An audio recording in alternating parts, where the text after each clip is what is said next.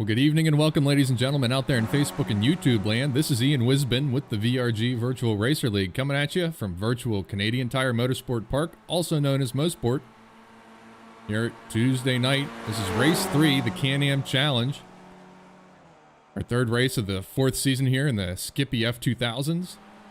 We're waiting for our competitors to jump into this practice session here. I expect that the numbers will grow here the closer we get to qualifying time. We'll take some time here to bounce around the track, watch everybody scrub their tires in, get a feel for this challenging course here, Canadian Tire Motorsport Park. Then we'll pick it up with a 20-minute qualifying session from 9 to 9:20, followed by a 40-minute race from 9:20 to 10 p.m. It should be a fun one this evening. Had a lot of fun in practice last Thursday, trying to get a feel for this track. Our own Steve Ficacci put together another excellent training video, so presumably our competitors have taken a few notes here and see if they can find a couple of seconds out there on track. Again, this is Ian Wisbin here with the VRG Virtual Racer League, the Can-Am Challenge from Canadian Tire Motorsport Park. Sit back, relax, make yourself some popcorn, get yourself a beverage. Looking forward to some exciting open wheel action here tonight. We'll touch in occasionally here and be back with you in earnest once qualifying rolls around. Thanks for joining us out there in YouTube and Facebook land. Hit that like button, hit that subscribe button, get notified the next time we go live, share it with your friends and family, and anybody else who'd like to see a bit of racing. Even if it is the virtual world, the racing is still real. Thanks, everybody.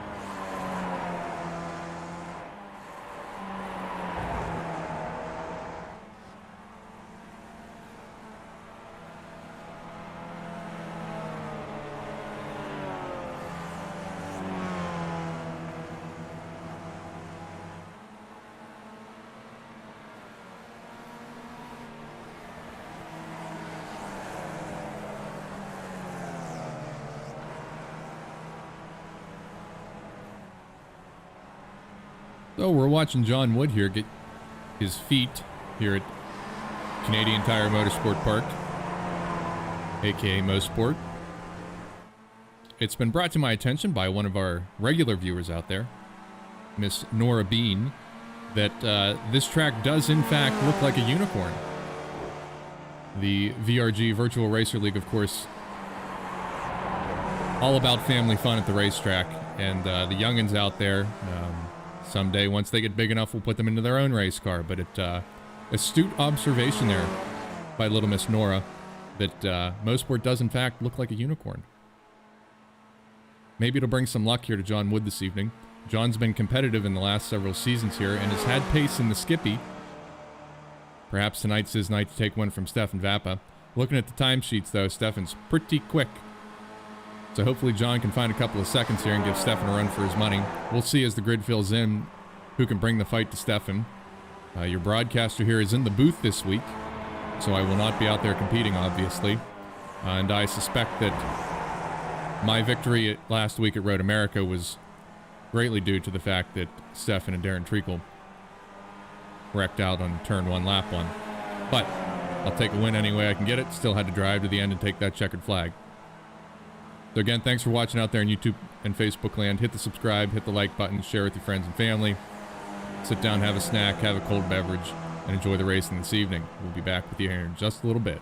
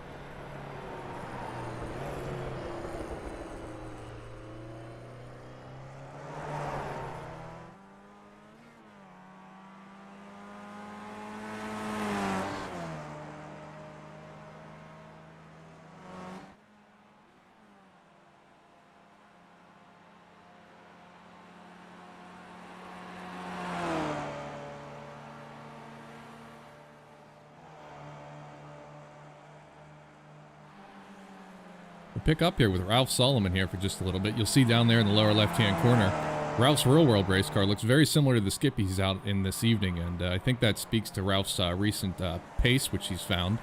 Last week at Road America, up there at the very pointy end of the grid before having an unfortunate cold tire incident, which we're all guilty of here in these Skippies. Takes a couple of laps to get some heat in those tires. But Ralph himself out in iRacing, working on his licensure, working his way up out of the rookie classes into a D, so he can start to take on some more formidable cars.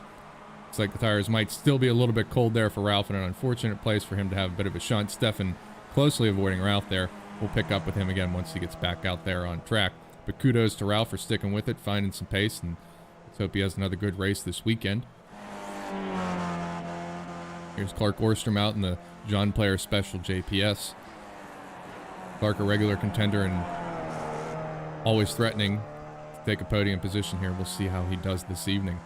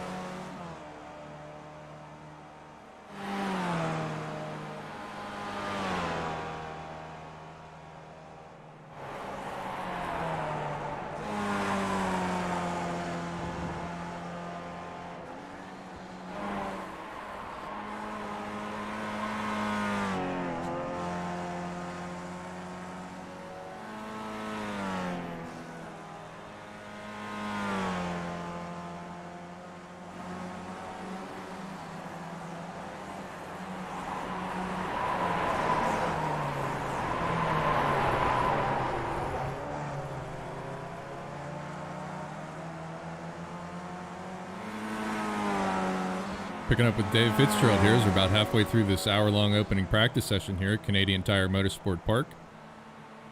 Dave looking to hang it out there a little bit as he works down through Moss Corner. Trying to get a feel for his setup this evening. Expect Dave to climb up these time charts here in just a little bit.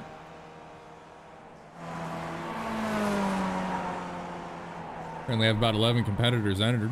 We have a couple of racers who are going to be out this evening, either due to work obligations or real-world racing obligations. Our own Darren Treacle, currently getting ready for the runoffs, running in the STL class.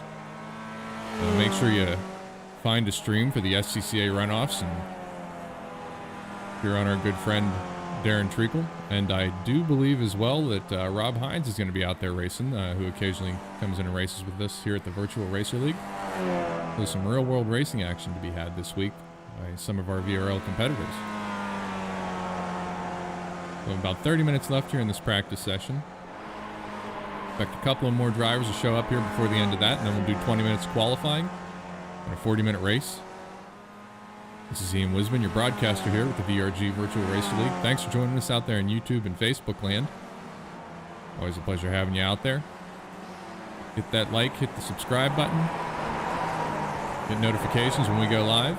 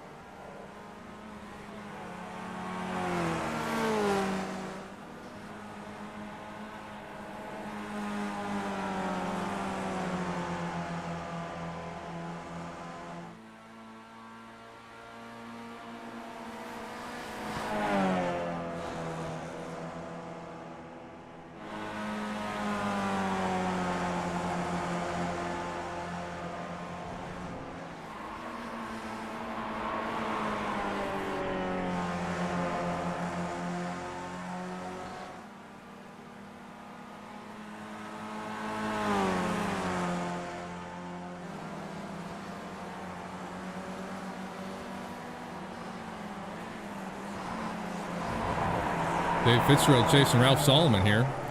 Getting a nice four-wheel drift coming down the hill there. Right up on Ralph through Moss Corner. Sure looks pretty from up here, but I'm going to guess Dave has his hands full inside the car at the moment.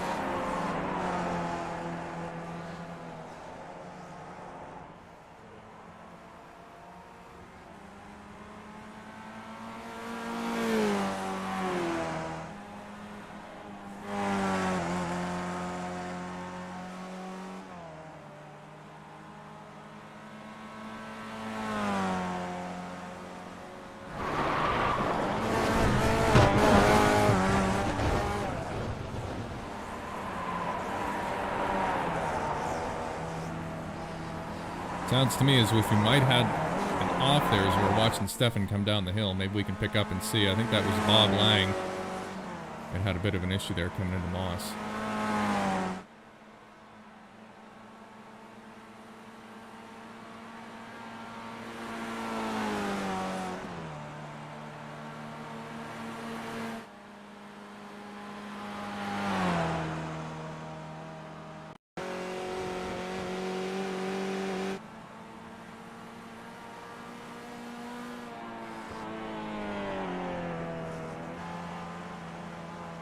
as we found in practice, coming down the hill and lifting there has been extremely problematic. You're almost guaranteed to go off too much of a lift there.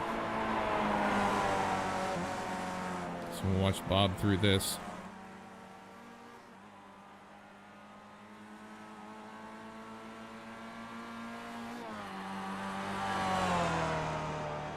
These over-the-hill left-hand turns are daunting because you can't really see where you're going, so you got to kind of point yourself in the right direction.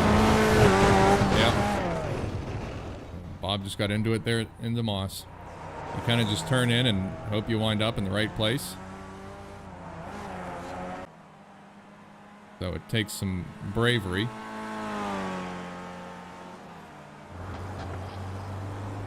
Following along with Stefan here.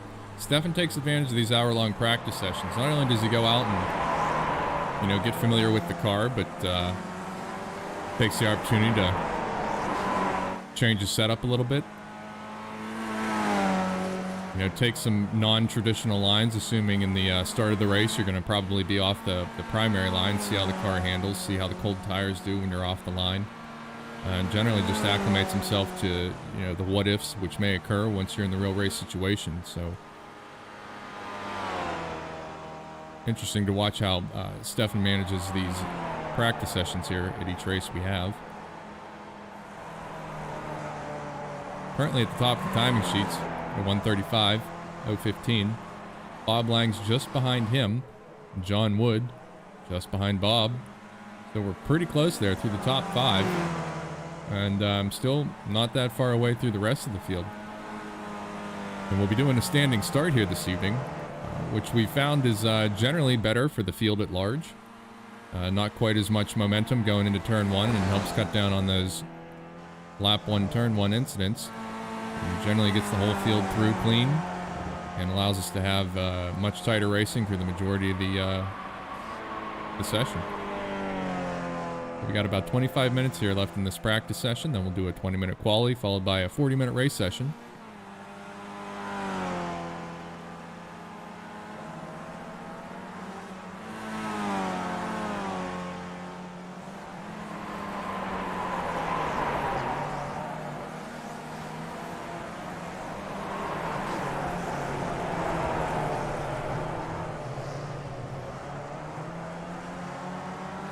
Bit of a traffic jam there through Moss as Don LeBayer, John Wood come upon Niall McCabe. Don, newer to the Virtual Racer League. Certainly appreciate him being here with us. Knows his way around the Skippy and a number of these tracks, and has been a great benefit to the rest of the field. Helping us getting our setups right, calculating fuel loads. If you're thinking about joining us out here in iRacing, but you're a little uncertain because you're new to it. Most of the field was new to it as of this year, and everybody has acclimated themselves very nicely. Great group of racers here, always willing to lend a hand, show you how to do things. Thursday nights we have a practice so we can figure out the course before we get here on Tuesdays. And as mentioned before, our own Steve Ficacci putting together some excellent training videos on just how to attack these tracks and find time. So, feel free to join us. Stop by vrgonline.org. There's a post on the front page about our 4th season here with the Skippies. Don't hesitate to reach out. We'll get you an invite to the league. Come racing with us.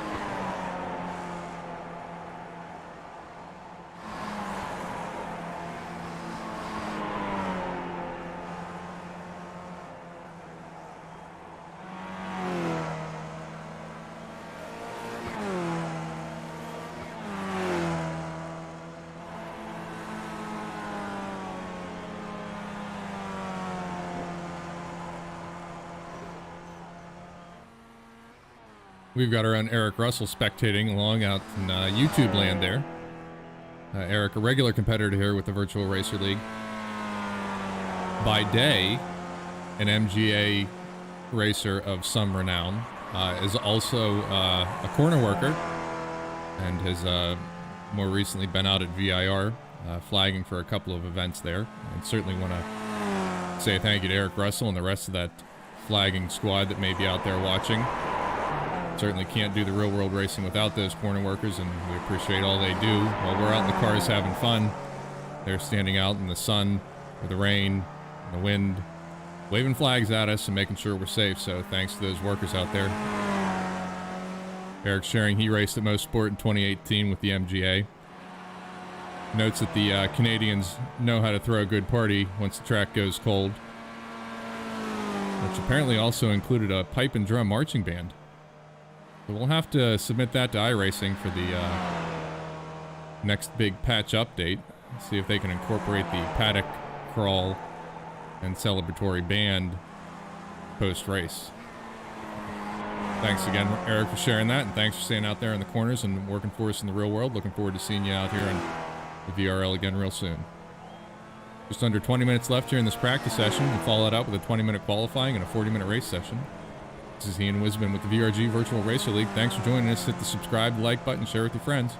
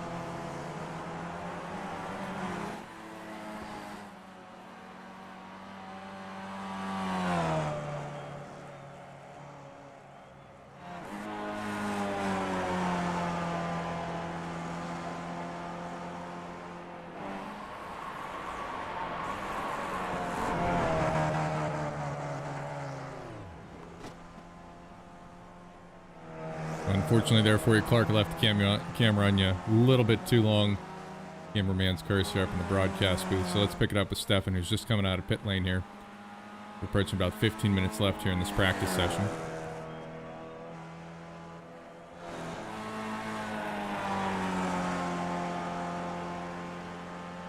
Stefan pictured there in a podium photo from the Pittsburgh Vintage Grand Prix, holding a mini keg of Hofbrauhaus beer after, I'm sure, a thrilling victory. Stefan loses it there a little bit and heads back to the pit lane.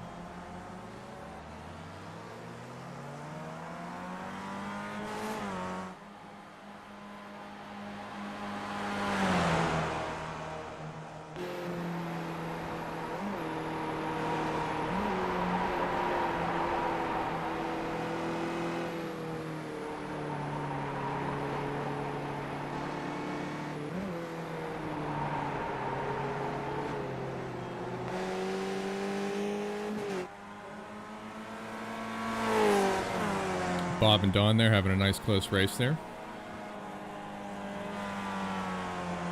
Both swapping positions here as Don gets some heat in those tires. He's looking quick this evening. Stefan's picked up the pace a little bit. Dunn not too far off.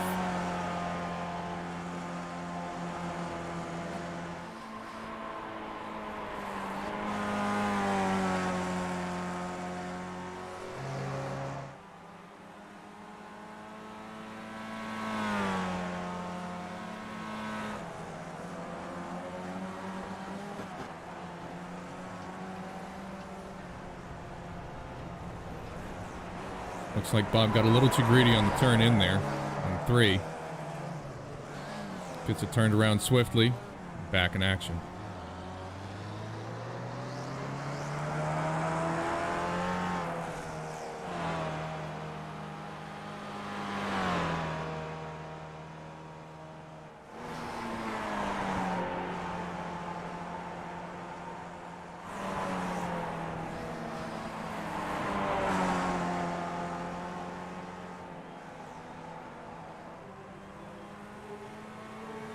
John Wood there showing off just a little bit, putting a bit of rotation into that Skippy. You find that you go a whole lot faster once you get comfortable with getting the car rotating a bit. Of course, you got to be careful in those first couple of laps because it'll just get away from you there so you get some heat in those tires. But really a fun momentum car to be driving. Once you figure where you got to chuck it, just enough brake to be applied and then mash on the throttle and pull yourself through the turn. Very much a momentum car. And very nice draft here when you're within about a second and a half, maybe 2 seconds depending upon the track. And really allows you to tuck in behind and slingshot around. I can speak from experience on that. Having followed Bob Lang's tailpipe around for the last couple of laps of the race last week at Road America. And managing to be able to pull him up the hill and pip him by 0.030 seconds. I'll try to improve on that, but for the time being, that's probably my single greatest accomplishment in racing, at least in the virtual world.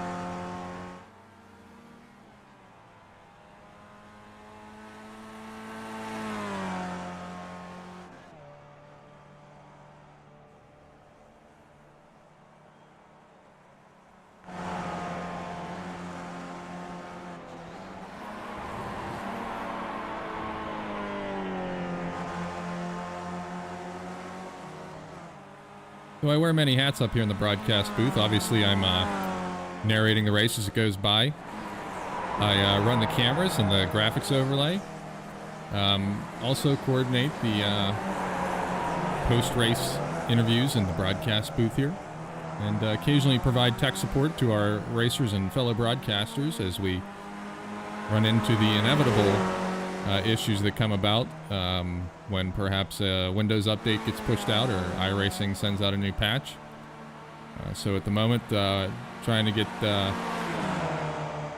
Mr. Focaccia here in the broadcast booth with us, so you don't have to listen to me prattle on all evening. So I think he'll be joining us here very shortly as we come up on 10 minutes remaining here in this first hour of practice at Mosport, Canadian Tire Motorsport Park. All that with 20 minutes of qualifying and a 40-minute race here with the VRG Virtual Racer League. If you're watching us out there on YouTube and Facebook land, thanks for joining us. Hit the subscribe button, hit the like button, share with your friends. If you haven't already, get yourself a beverage of your choice. Myself, I'm partial to the Dippas. Make yourself some popcorn, get a snack, sit down, enjoy the race. And for those young folks out there watching, we thank you kids for watching the race this evening. And make sure that when your parents say it's bedtime, you get to bed when you're supposed to. And we'll put you here in one of these virtual racers once you can reach the pedals. Back with you in just a little bit.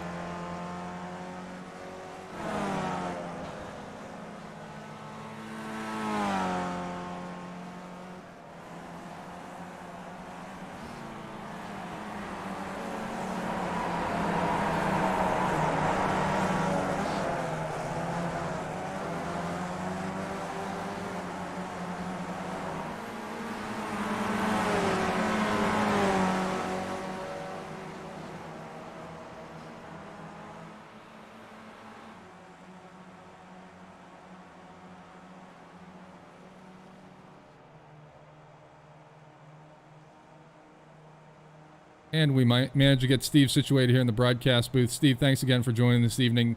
How you doing? Thanks for having me. I'm doing great. Congratulations on your win last week. Well, thank you very much. I certainly owe you a large amount of gratitude there. I studied your How to Drive Road America video very closely, and I found a lot of pace there. I did benefit from a lap 1, turn 1 incident, but I still had to drive 39.5 minutes of racing. So thank you very much for the congrats and for helping me find those extra couple of seconds I needed. Yeah, no problem. And it seems like you learned just enough, as you only won by 0.03, I think it was. Yeah, it was a pretty tight margin there.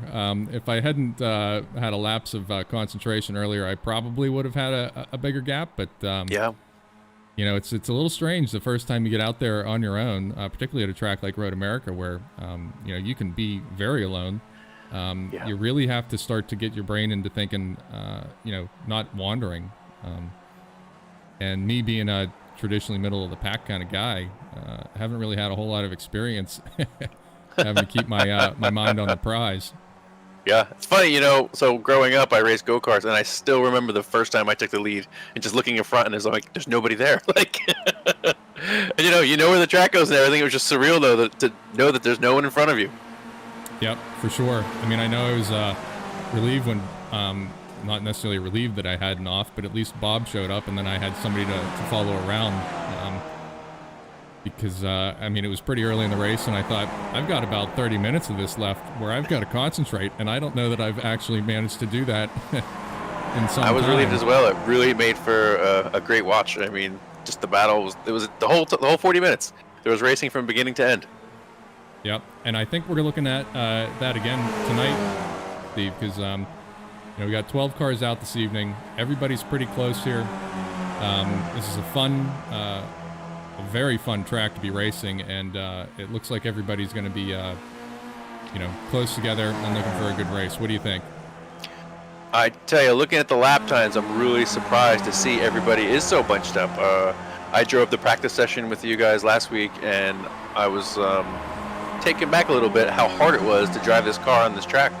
It's a car we've been driving all season, and just this track makes it tough.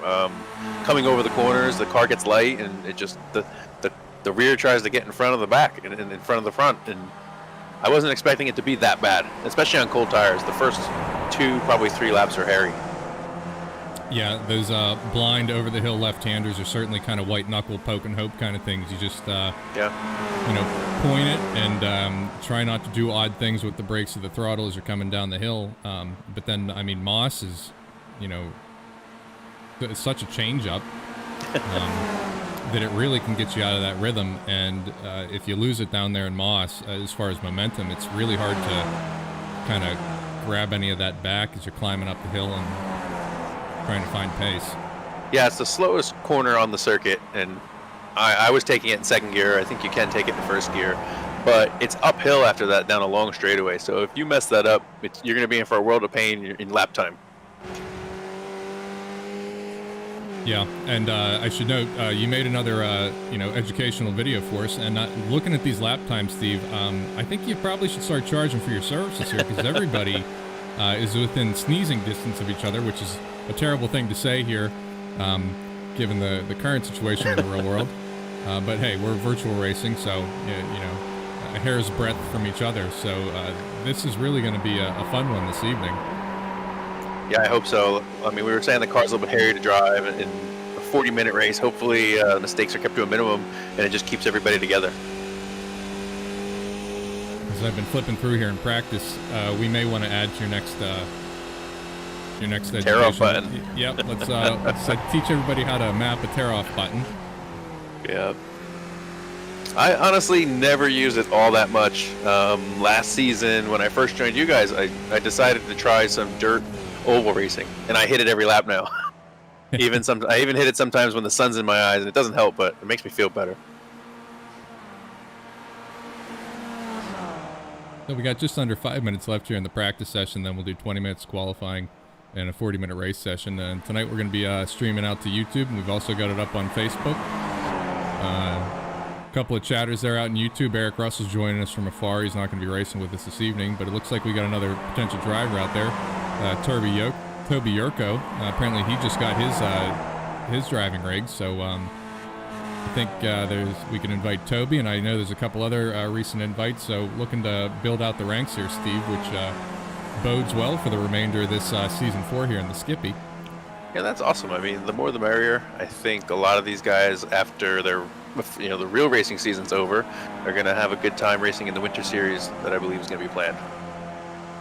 And certainly we all have a lot of work to do in the shop over the wintertime, but, you stand there working on the car all day, you wish you could be out there on track in the middle of winter. What better way to spend those cold winter nights than sitting down in your sim rig and having a race with some good friends, and then the post-race banter there in the pub to do a little track talk. Yeah, it's a good time, and I'm glad that everybody's able to get together like this, off weekends or in the winter when there is no racing. And notably absent from tonight's event is our own Darren Treacle, currently getting ready for the runoffs, running in the STL class. So best of luck to Darren out there. Yeah, we wish him good luck. How many cars are expected to be out there? I haven't taken a look at the numbers. I unfortunately haven't paid terribly close attention to it. Let's see if we can get on the stats department there throughout the broadcast to find out just how many cars we're looking at. I think Rob Hines, who occasionally races with us, is in one of the Miata groups, which apparently I think has about 85 cars registered in that group. Wow. And this is the SCCA runoffs? Yep, that's correct. I remember, I could be wrong, but I think I remember this being on TV many, many years ago, like on ESPN. It used to be at Mid-Ohio? Yes, that it did. Kurt Oosbay there, giving it a whole lot of welly into that final turn. High-sided a little bit. Yeah, used to be out of Mid-Ohio for a very long time. I know my father Jim and I, we went out. And Mid-Ohio, great track for the runoffs because, you have so much opportunity to go into the paddocks and see all the cars and the racers, camping outside the S's and watching them come down up through Madness and down through the S's. And it's really amazing to see the amateur road racers who are, giving it all they got, people fighting to get up to the pro series. It's really, a great experience. Kind of wish it was a little closer to us here on the East Coast, but I gather it's traveling, so maybe in the not too distant future we can all get together and go see the runoffs in person. Yeah, it definitely sounds like a good time.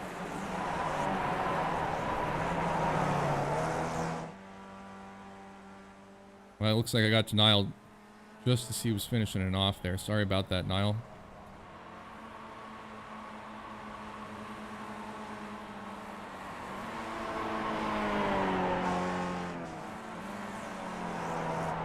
Yeah, pretty awesome to see the lap time so close. Everybody put some time in. I think maybe they were jumping in some practice sessions. There was an official Skip Barber car race at this circuit this week, so gave them the opportunity to get some laps in, possibly get some races in, which is even more beneficial. Close racing like this, the more you can be around other cars and experiment with the draft. And we did the practice race. I was running with Stefan a bit, and I thought that long straight, the Mario Andretti straight, was super long, and we'd be able to pass each other 2-3 times, but it's really not. You have just enough maybe to get half a car length in front, not enough to complete the pass. So it definitely there'll definitely be some strategy if it comes down to it. I'm trying to figure out where you want to be for that last lap. Yeah, and I think you're right, Steve. At looking through the licenses in the field here, we've got a number of people who are breaking out of the rookie ranks and working on their licenses. We've got a number of D licenses out there in the field. Of course, in iRacing, as you race in some of the online splits, and you can improve out of the rookie series and get to a higher license and bigger and faster cars. So we got a couple of A's out there, a couple of B's, and some D's. Yeah, it looks like nearly everybody would be eligible. I'm not 100% sure, but I believe if you have a rookie license and a 4.0 safety rating, you're eligible. So we only have 2 guys with rookie licenses, so everyone else is eligible right off the bat. And those 2 guys may be able to get in if they have a clean safety record. And this broadcaster here needs to find some time to go and start working on his own license.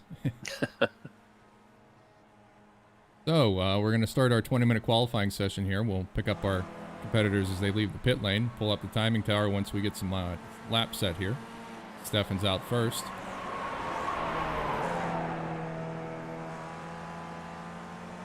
Very ginger on these first couple of laps on the tires here in the Skippy.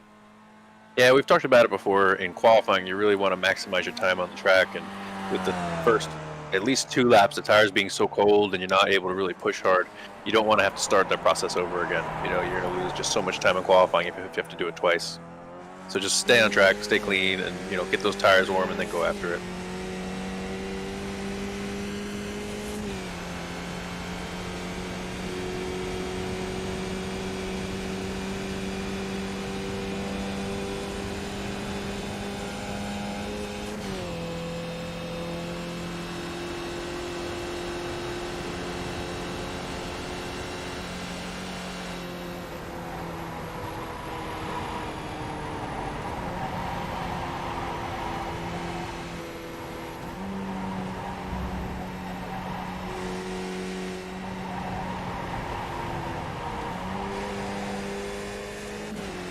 Stefan coming around to start his first flying lap.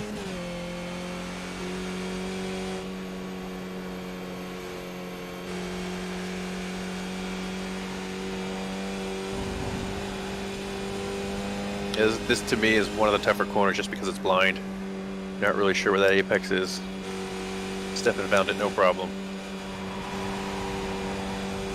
Maximize his exit.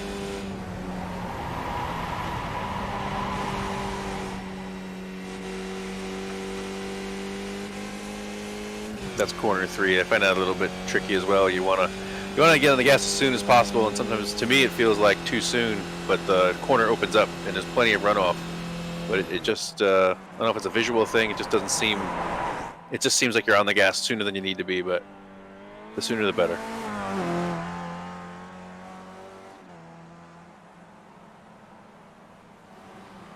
Watch the rest of the field come down here into Moss.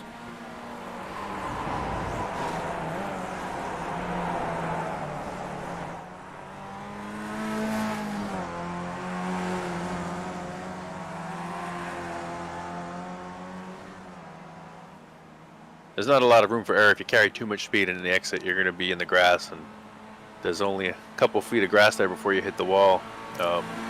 More speed you carry in, obviously, the faster you're going to go, and then, you know, if you can get nice and wide, you get a huge run down the front stretch. So it kind of pays off twice. It's not a typically shaped corner. It almost has a double apex, so the little extra speed helps you. But if you go too far, it may end your race. And that's not how you want to start qualifying. Yep. Got the long tow back to the pits there. Pick up the Steph and see how he's doing here. Now he's got a bit of heat in the tires.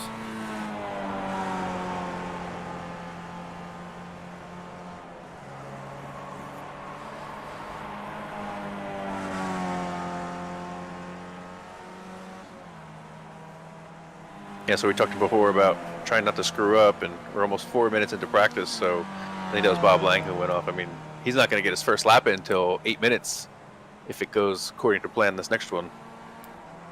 Yeah, and I found have a practice. Yeah, I have been one to be a little too aggressive in the early laps of the qualifying sessions, and have paid the price, and have just gotten lucky in the fact that my last flying lap when the checker flies turns out to be my quickest. Well, it sounds like you drive well under pressure. Yeah, I suppose that's the case. I mean, I did close the gap pretty quickly last week. I guess I got to figure out how to do that the whole time.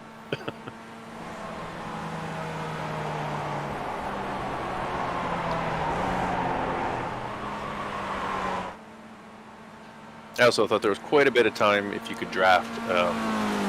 While the long straight's important, the track for this car anyway is fairly high speed, and the first half of the track, which is a more technical section, you can race very close to someone. So if you're close enough, it'll definitely tow you around those corners, and this car doesn't have enough downforce where you're going to lose enough steering to hinder you. So being close to a car in the front half of the section will pay off almost as much as the long straightaway.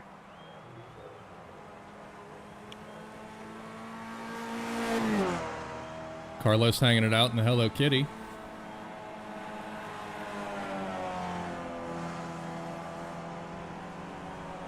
Stefan currently quickest as to be expected, given his prior performances in this car.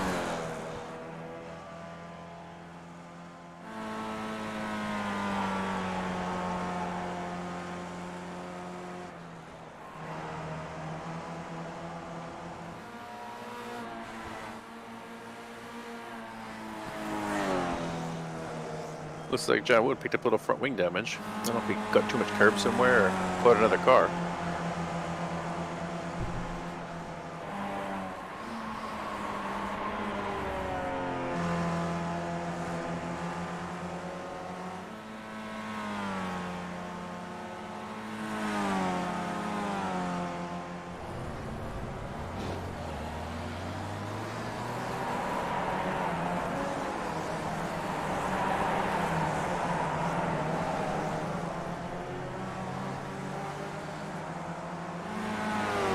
There's a little bit of runoff there, and I think that's Moss corner. On the exit, you want to use all that. It's a little bumpy, but this car like this with little power really helps to carry some extra speed down the straightaway.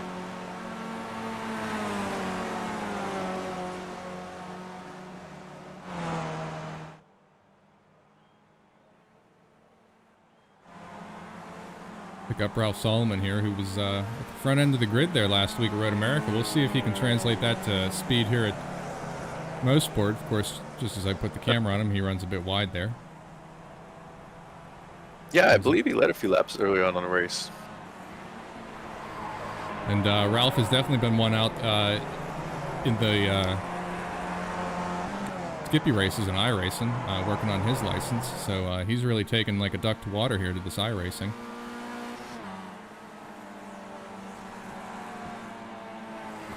Yeah, it's the iRacing community is a mix. I mean, a lot of gamers, I guess you'd call them.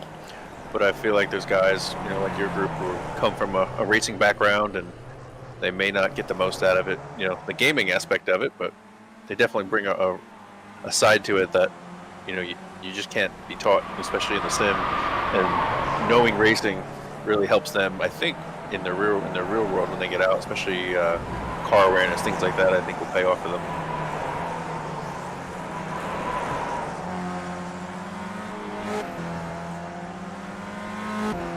I think that was Scott Luttrell going through there, taking the drifter's line to Moss, and he seemed to have gotten through. We'll see how that affects his lap times. Yeah, you can slide this car more than most cars, and it won't negatively affect you. Obviously, he was over the line, but you never know what. Ooh. Gotta wonder if that's intentional. Yeah. Trying to make that iRacing highlight reel for the month. Now you can push too hard, overheat the tires, and might need a few corners, let them cool down a bit before that traction will come back, especially when you slide it that far.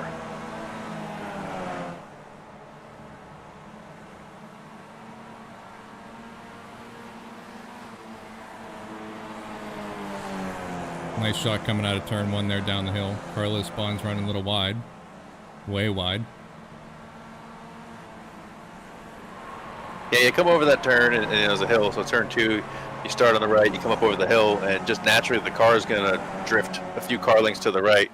And if you miss your turn and you're not quite at the apex, at the first apex, you are going to end up off the track like that, unfortunately. And there's not much you can do. The track, falls away from the car, and it's just a low traction situation.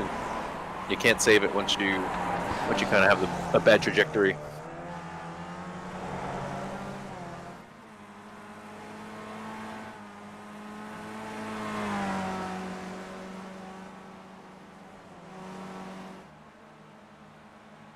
It looks like the lap times are falling. Several drivers under 137 already.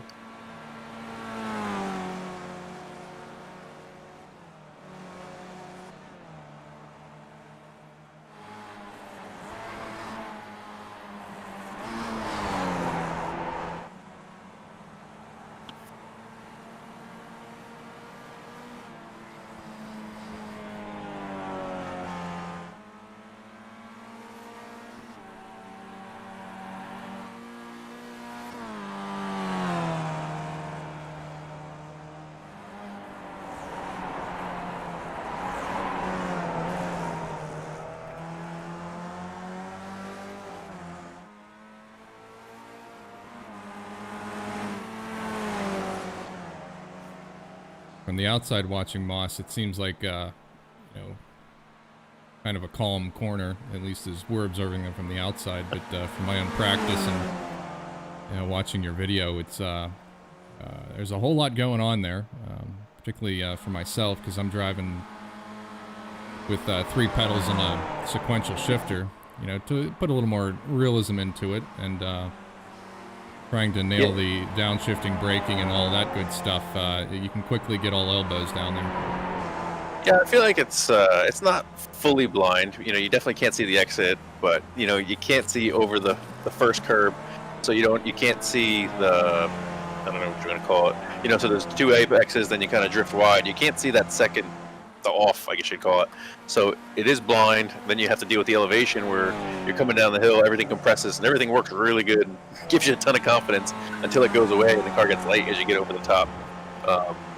And hopefully you slid the car up high enough that you got a good run on the final apex and can run down that long straightaway. But it's a lot of little pieces where when one goes wrong, it kind of compounds itself and ends up getting worse. It's not something that gets better. So here you can see it's just blind. You can see the first apex, and you hope you don't go too wide. But Stefan did a great job, super wide. Got the second apex and used a little bit of the runoff. I mean, that's how you want to do it every time.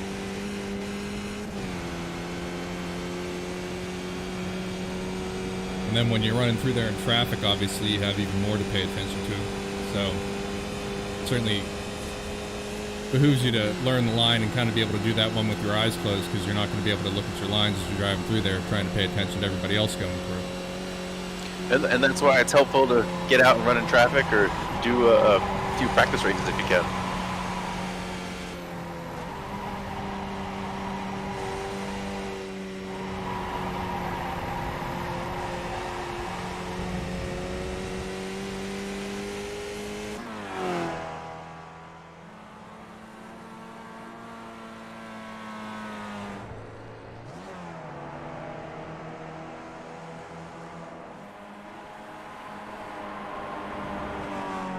We're over halfway through here in the qualifying session. 20 minutes here. We got about 7 minutes remaining.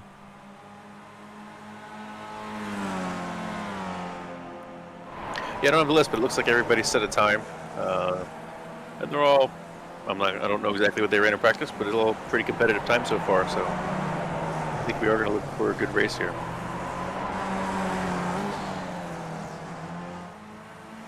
Yeah, up through top 5 looks to be pretty comparable to the practice times. I think 6 through 10 are probably,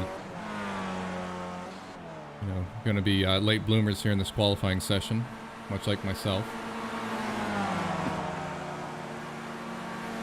Well, I think if they can be a little bit like you and duplicate last week, they'll take it.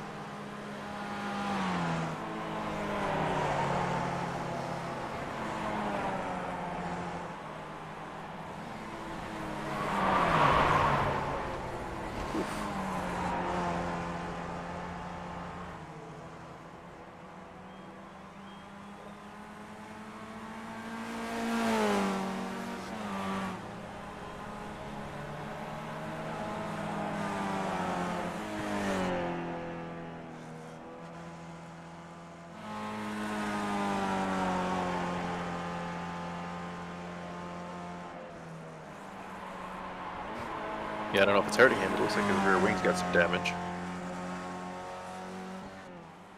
Rear engine cover as well.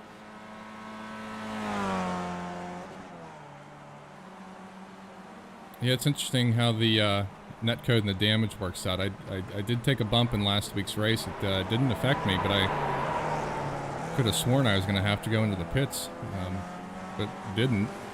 Yep. So Mac might be a little loose there in the rear end, to your point.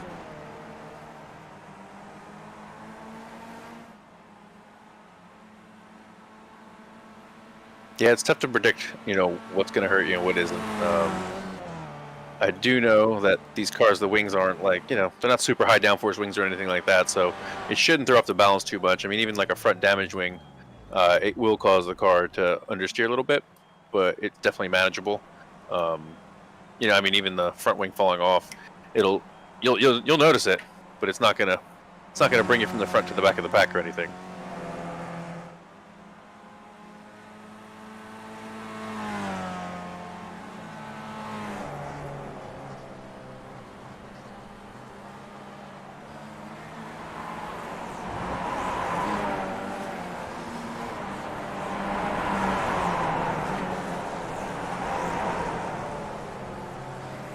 Looking at it from this angle, it almost looks like the top of the corner loses some of the camber, which could explain why it gets a little bit slippery, and pushing a little bit too hard can get you quickly out in the grass and possibly into that wall.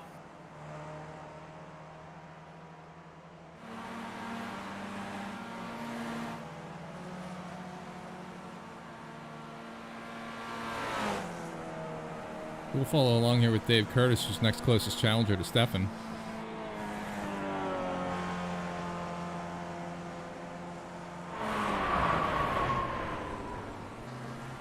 Yeah, Stefan's really put down a fast time there in a 133. Curtis, I mean, 134 is not a bad lap either, but wow, 133 is fast.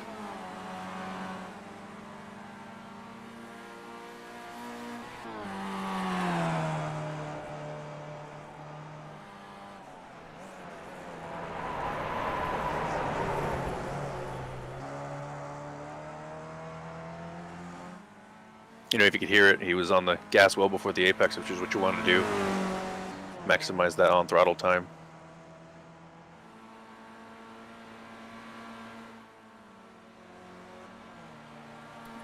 It took me a little while to acclimate myself to the Skippy coming out of the GT3s, just because they have the power whenever you need it. So getting that confidence to kind of, transfer the weight, get your braking done, and get your foot back in it, definitely kind of have to rewire things. Yeah, it's significantly different. I think it's probably easier and more helpful to go from the Skippy to a GT3 car. Skills like carrying the momentum and being on the gas earlier, it's something they'll definitely transfer over. But yes, a GT3 will hide it a little bit because they do have so much power.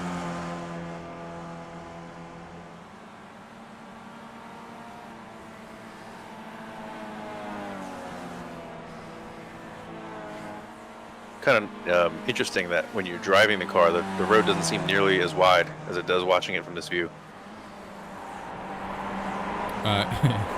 Yeah, that's for sure.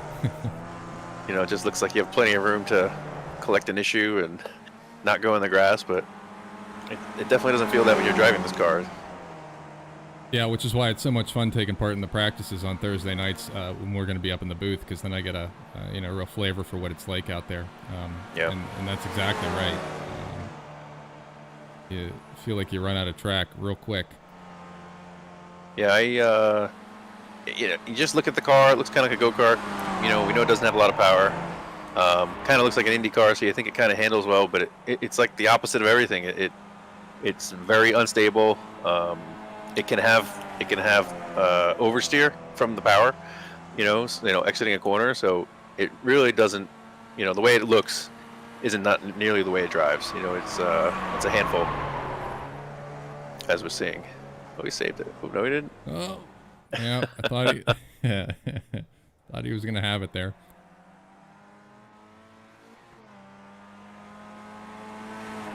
Carlos and Bob coming out of Moss there. We're gonna be wrapping up here.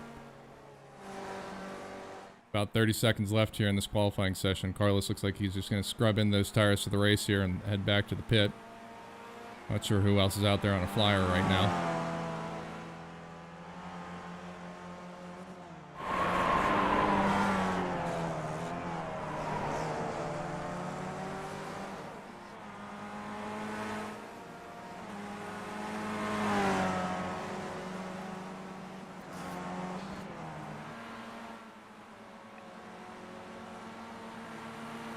Yeah, the group qualifying, I think, definitely makes it interesting. Gives you something to shoot for. Gives you somebody to draft off of if you need to. Yeah, as opposed to the kind of Formula One style single car flying lap quali.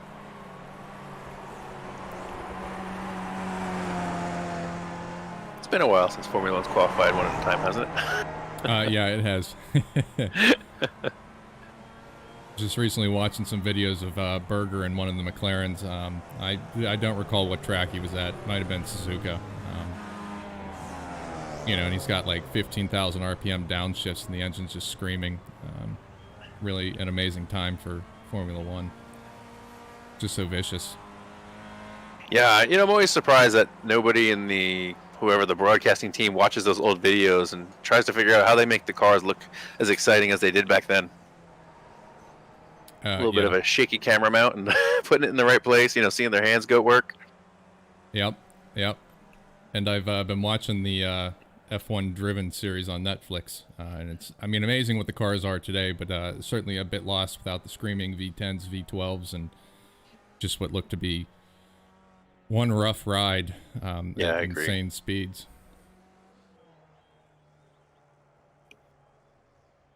So we'll be waiting for our grid to show up here from timing and scoring as our qualifying session here is over with. Looks like we got a couple of cars still sitting out there. Once they head back to the pits, we'll get those timing sheets up here and we can run through our grid.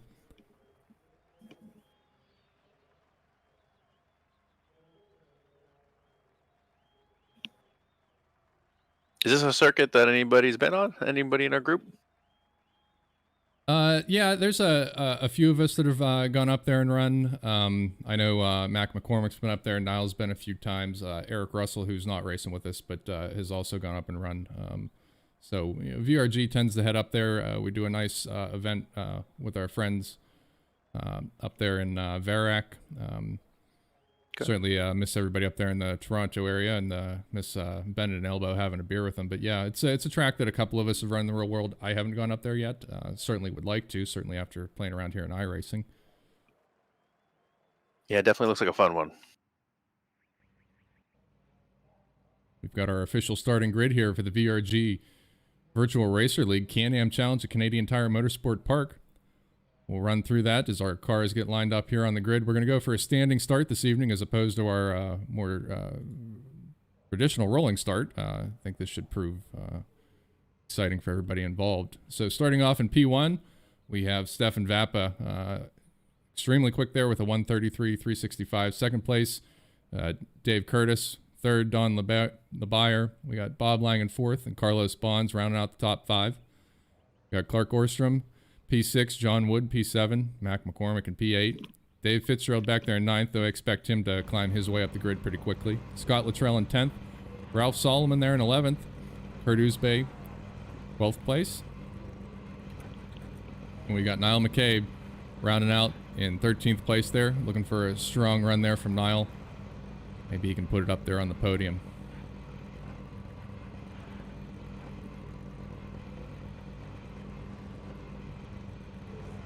While our grid gets set here, and we'll wait for the pace car to roll out there. Oh wait, no pace car, no pace car today. This will be a 40-minute race here at Canadian Tire Motorsport Park, also known as Mosport. Weather looks nice. Everybody's been pretty close through practice and qualifying, so this should make for some good close racing. We thank you for joining us out there, YouTube and Facebook. Hit the like, hit the subscribe. Join us every Tuesday night. Lights are out. Green, green, green. Green flag. Stefan Vapp is off. Dave Curtis close behind. Looks like Stefan got a very good jump. Excellent jump there from Stefan. Looks like Dave's going to squeak into second unless Don takes it from him. Yeah, I think it'll be all in their best interest to single file before turn 2. It's a very slippery one. I actually went off in practice in my first out lap. Oh boy, we got cars flipping.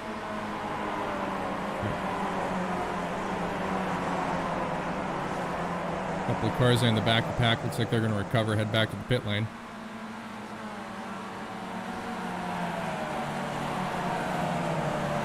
Otherwise, everybody else is clean through. Stefan already gapping the field a little bit. Dave Kirst, Don LeBayer close behind Bob Lang, Clark Orstrom, Dave Fitzgerald, Carlos.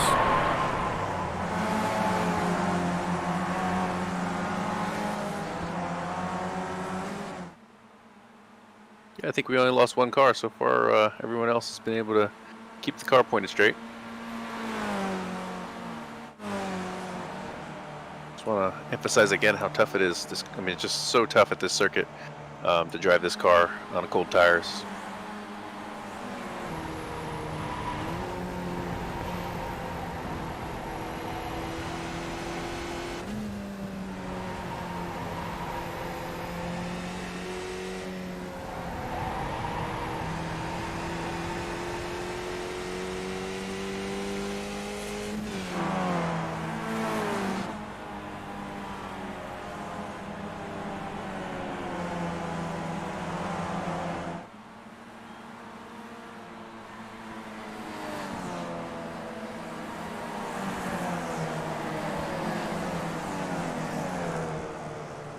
Oh boy, we got a spinner. Let's see if Dave can stay away. Yep. Oh, that was Clark Orstrom. Nose over tail there. Sounded terrible.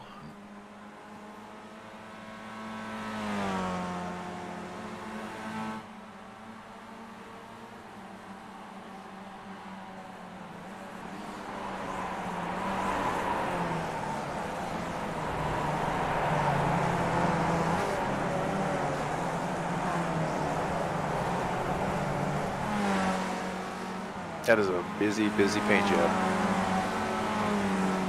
Yeah. Kind of, the name escapes me at the moment, but a lot of sponsors to thank there on Dave Curtis's car. Jump back and see what happened to Clark Orson there. Let's see.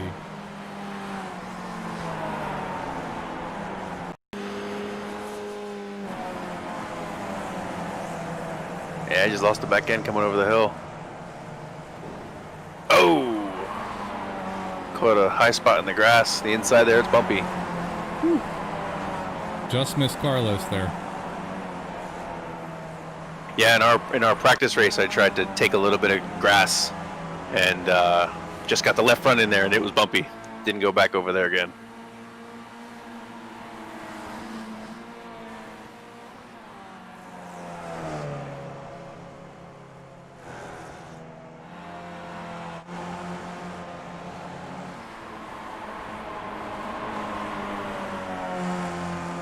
Don giving Dave good chase here. We'll stick with these guys closest on the track at the moment.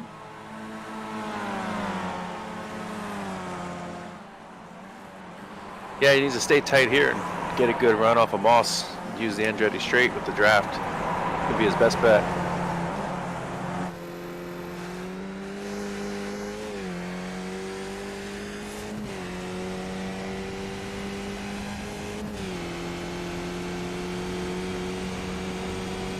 It's especially tough to make the pass because the lead car has the choice to defend or go to the left, and just the natural line on the track because of this kink is to stay to the right and defend.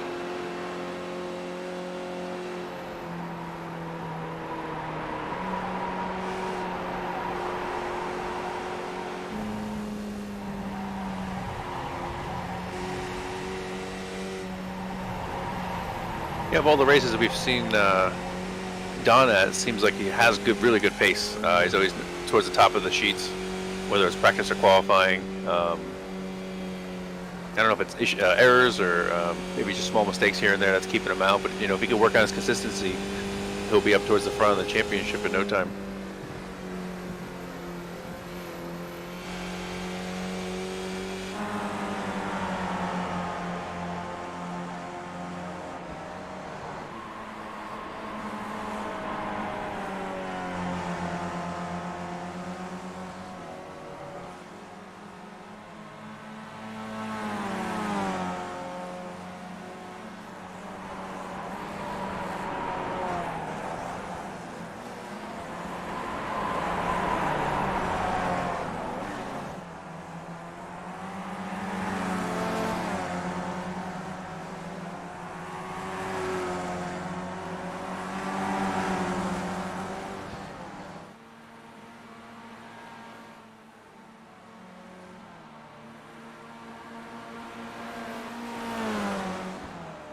Yeah, he's definitely not close enough to make a move yet.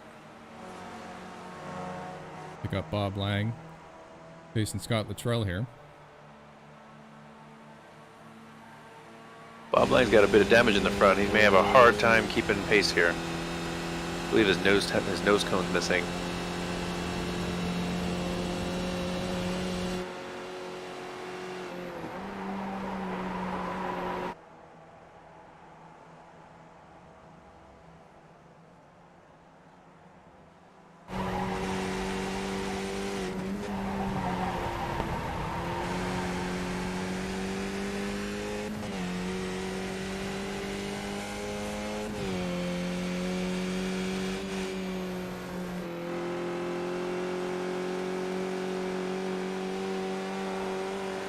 Looks to be wood paneling there in Scott Luttrell's car.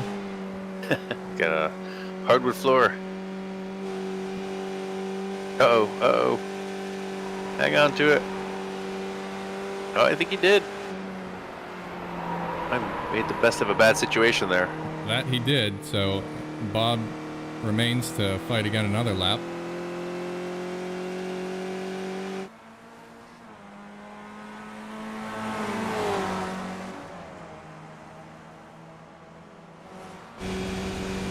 Hope Dunn can make a move this time.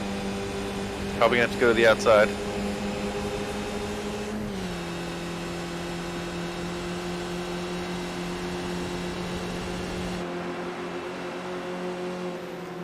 Oh, he makes the pass, heading into the S's. It's a hard move to make. He must have had a wonderful run coming out of Moss. He nails the S's.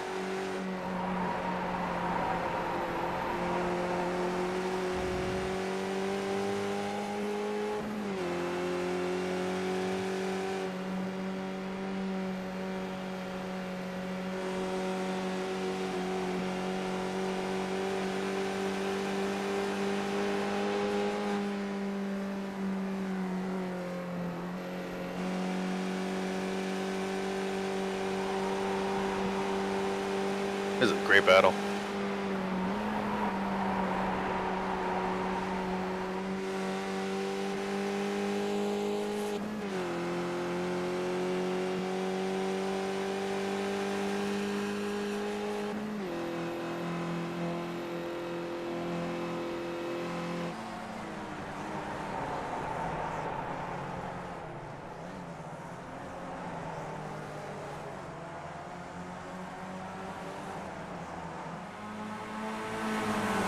Nice shot there to see two different approaches to the Moss corner.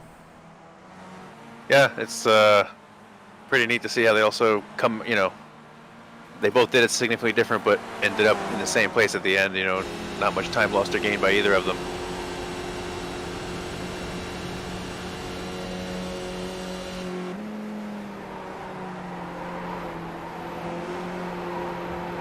Side by side through the S's, and they got a lapper ahead.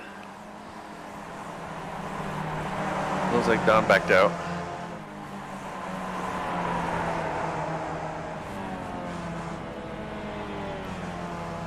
Excellent racing with Don and Dave here this evening.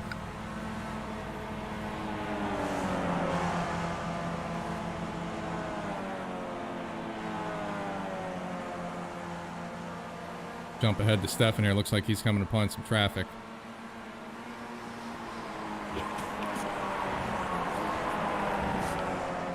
Yeah, I just noticed he's been lapping consistently in the 134s. It's going to be tough for anyone to catch him short of him making a mistake.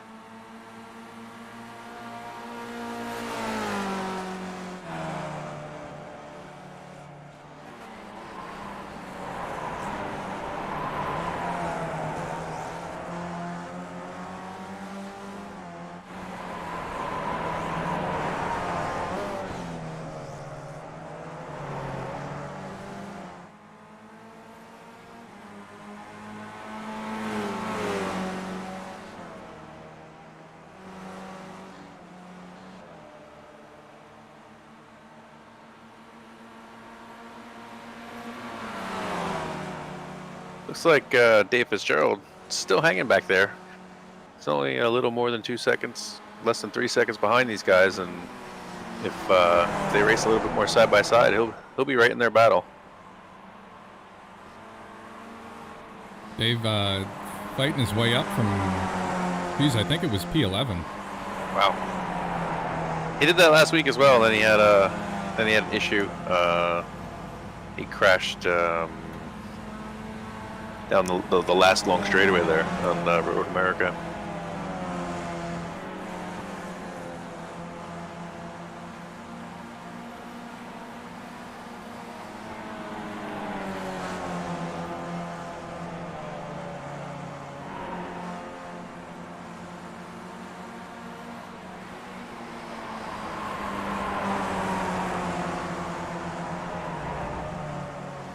Dave Curtis took a little bit of defensive line into that corner.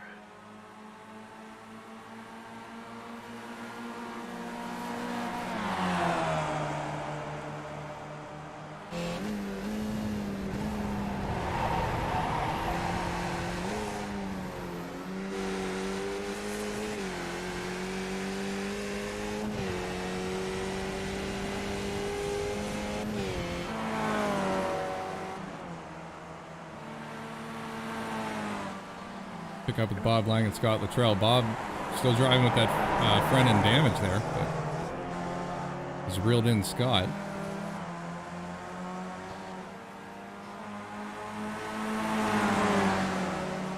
Yeah, I wonder if he's able to draft really well, but probably can't lead. I bet Luttrell can get around him pretty easily. Yeah, he's not making up huge headway here.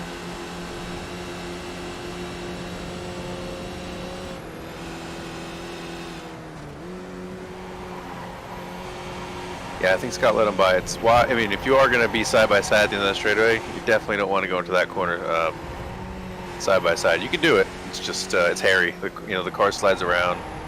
It's high speed. A lot of room for mistakes. Early in the race, there's no reason to push it like that.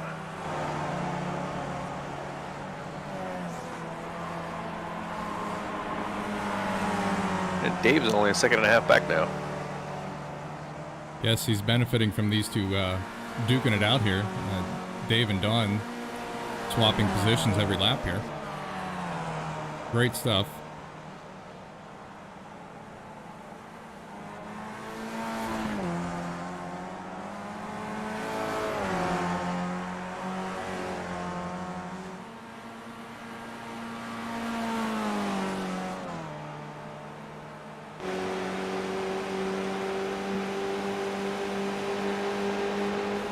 Gave up the inside.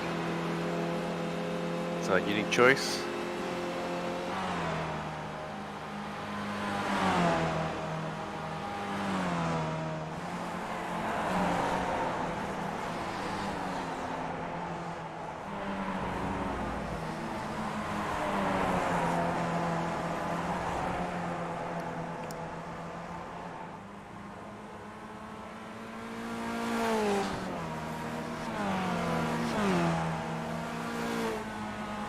If they work together a little bit, they probably could shake Dave. Leapfrogging each other down the straightaway lap after lap, they could, be a way to put a little bit of time on them. It's just all the little bit of side by side and sticking their nose in the more technical parts of the track. That's where Dave's catching up. He's at a point now where he is in drafting distance. It's not going to be huge, but there'll be a little bit of a tow right where he is.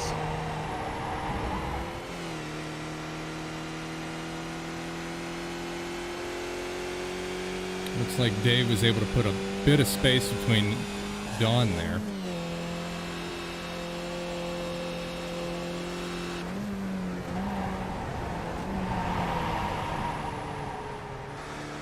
Yeah, he's about a second out, which is more than he's been. Dave's gonna benefit from the draft of the lap car that they're catching there, so there may be an opportunity for him to put a little distance on.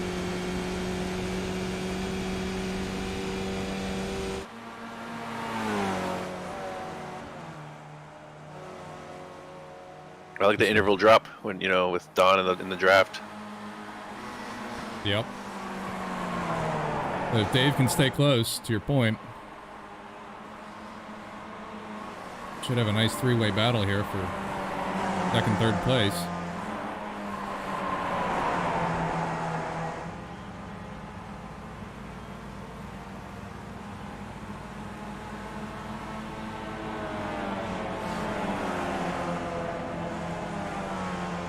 Yeah, his lap car may play a part in it. You know, not a lot of opportunities to pass when the sections we're coming up to, unless he just gets out of the way.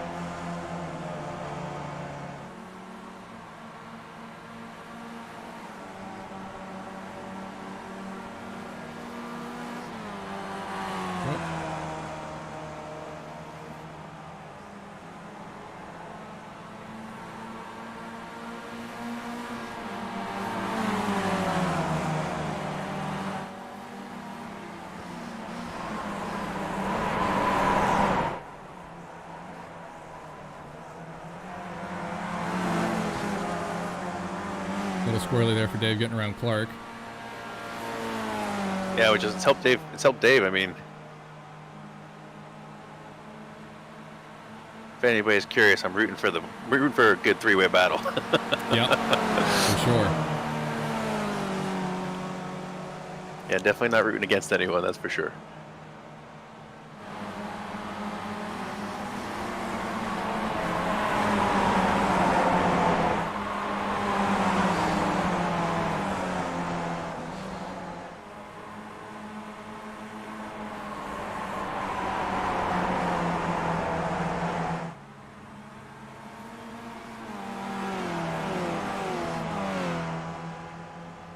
Dave's able to make a little bit of time here.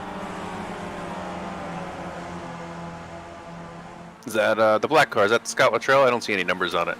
It's Clark Orstrom. Yeah, that car flipped over, I think, in corner 2.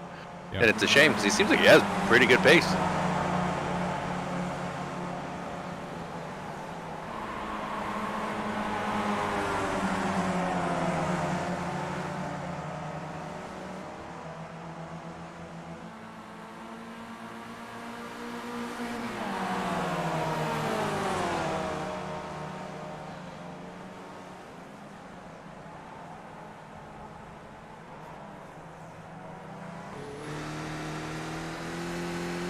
And there's Dave just over a second.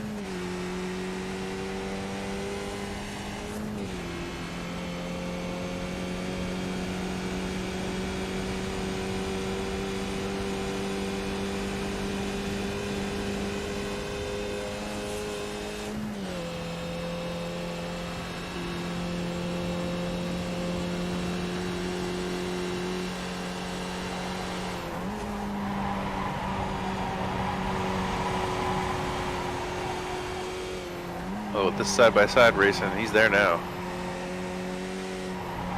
You can almost feel Dave willing it on from the cockpit. Yeah, by the time they get back to Moss and Andretti, he'll be there.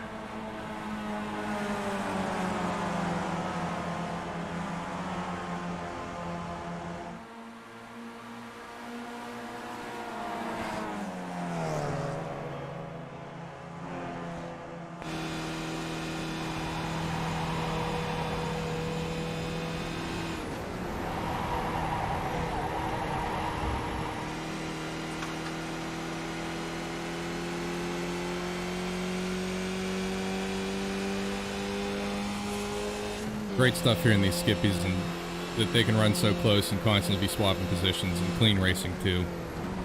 Really, yeah, it's really impressive though how much closer they've been able to race as the season goes on. You know, and as we said several times already, this is such a tough track, and the fact that they can do it here is very impressive.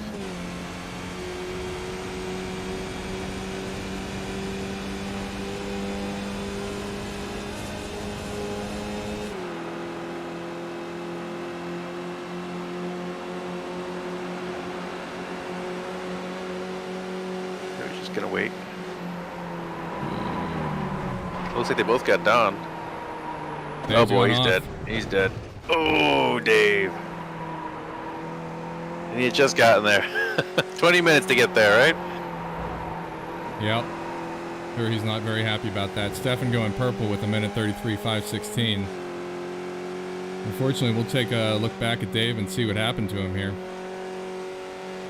Yeah, I wonder, he's probably carrying a little bit extra speed just through the draft, and Don was on the inside, which they were trying to go around, so he was just using a little bit different line than he'd probably used all race.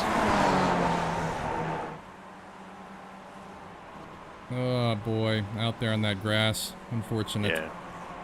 Sorry, Dave. It was fun watching you catch up. Let's say he was tucked up pretty close to Dave Curtis, and I think he may have just missed the turn-in. Where'd Don go? We did lose Don. I don't Come back and see what happened to Don.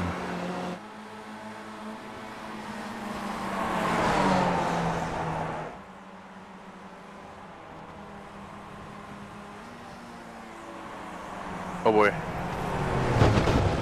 Oh man.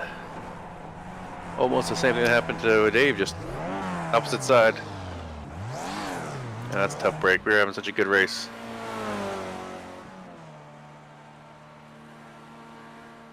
And Dave's all by himself now, so we got 22 minutes into this 40-minute race session here at Canadian Tire Motorsport Park. We'll touch base with our race leader, Stefan Vappa. Coming up on a bit of traffic here. Yeah, his last lap was a 1:33.6. It's a very fast lap. He's still pushing.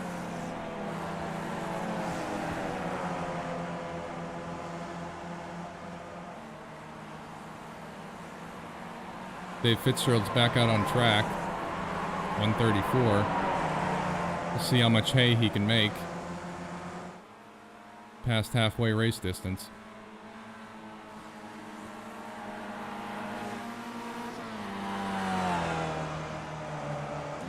If you have the power, now would be a good time to throw a competition caution.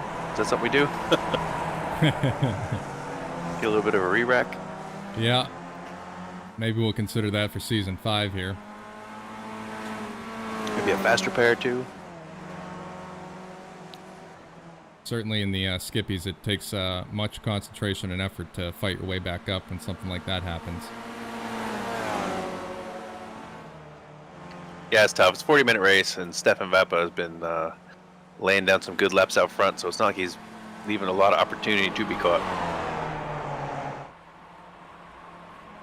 Quality of the field has improved drastically since the first season here with the VRL, so it wouldn't necessarily be akin to a NASCAR race. And that's not to say that NASCAR has a lot of cautions, but NASCAR can have a lot of cautions. But Yep. yeah, to your point here, to re-rack everybody, bunch them up. Yeah, I think the group, I mean, as a whole, has really done wonderful. I mean, you guys started broadcasting, I mean, really green beginners. I mean, guys were buying wheels and stuff, you know, and jumping in and joining the race, and you know, they were being broadcast, which probably isn't quite fair to them, you know. They're still learning, and they got a lot to learn. It's not easy to translate your real world experience to the sim experience. So, I mean, I really give them a lot of credit. They've done a great job, but I think we've seen them at their, like I said, their greenest. Yeah, solid point there. I mean, Stefan, Jim Karamanis, a couple of others, Dave Fitzgerald. Whoop. Oh boy. Kurt getting a little cattywampus there in the moss. Yeah, but a few seasoned veterans, but yeah, primarily a rookie field. And the GT3s were certainly fun to look at, fun to drive, but I think a bit of a learning curve there. So obviously with the Skippies, we've really kind of found our stride and learned some racecraft here. And this has been a lot of fun to watch, and I wouldn't mind racing these all the time. Yeah, the Skippy,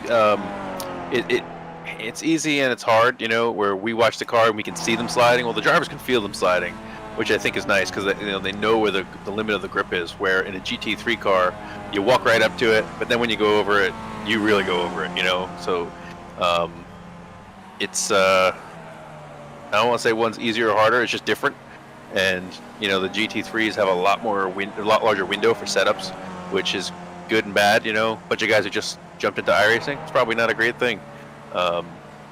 You know, and then you could probably give them a safe setup that'll just get them around the track, but they're also going to be giving up a lot of time to the guys who know what they're doing. So it was kind of a stacked deck, I feel, in the GT3 cars, where the Skip, I think everybody's adapted to it pretty quickly. They're not spending a lot of time screwing around with setups and trying to learn things that may be a little bit too tough to learn. You know, not that these guys can't learn setups, but it's hard to learn in a digital world where you can't always feel everything like you could in a real car.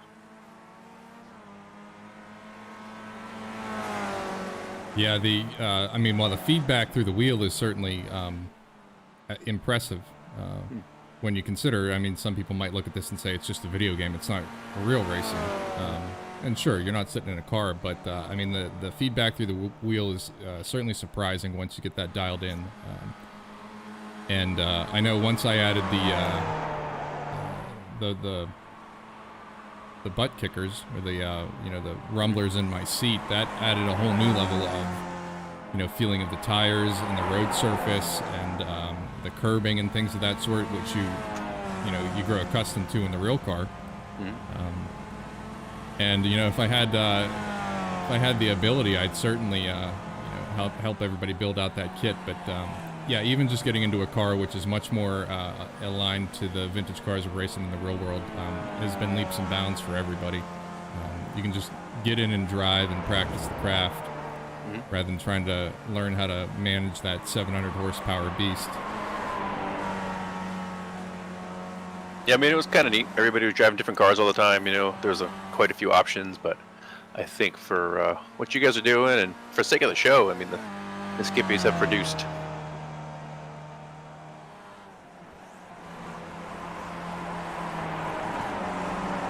I think people look at it sometimes like a beginner car, but it's my understanding the philosophy of the car was that there's parts of it that are difficult, and braking and accelerating, you can manage the throttle. The car was designed to be tough and to help teach a driver skills that they would need in a faster car.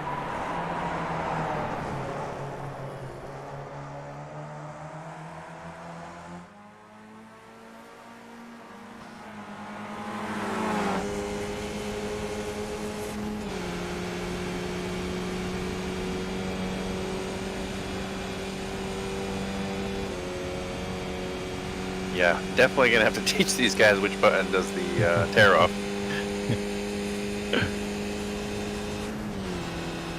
I wonder if they remember about 20 minutes in every time. Oh, I was supposed to do that.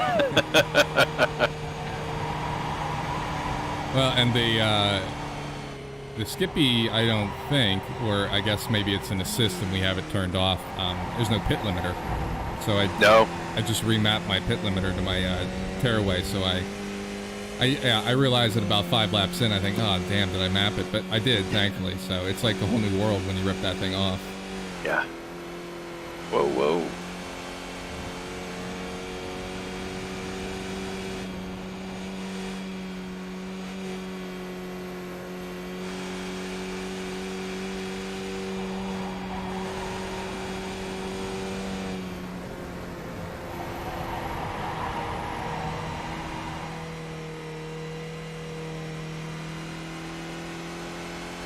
Yeah, so last season I tried oval cars, did some dirt oval. This season I tried the International Rallycross, and I'm sitting on the grid and my friend goes, "Did you map a wiper?" I'm like, "A what?" He goes, "A wiper, it's gonna get muddy." I'm like, "What's gonna get muddy?"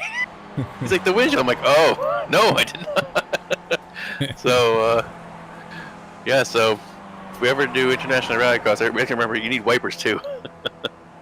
Yeah, I think a good point. And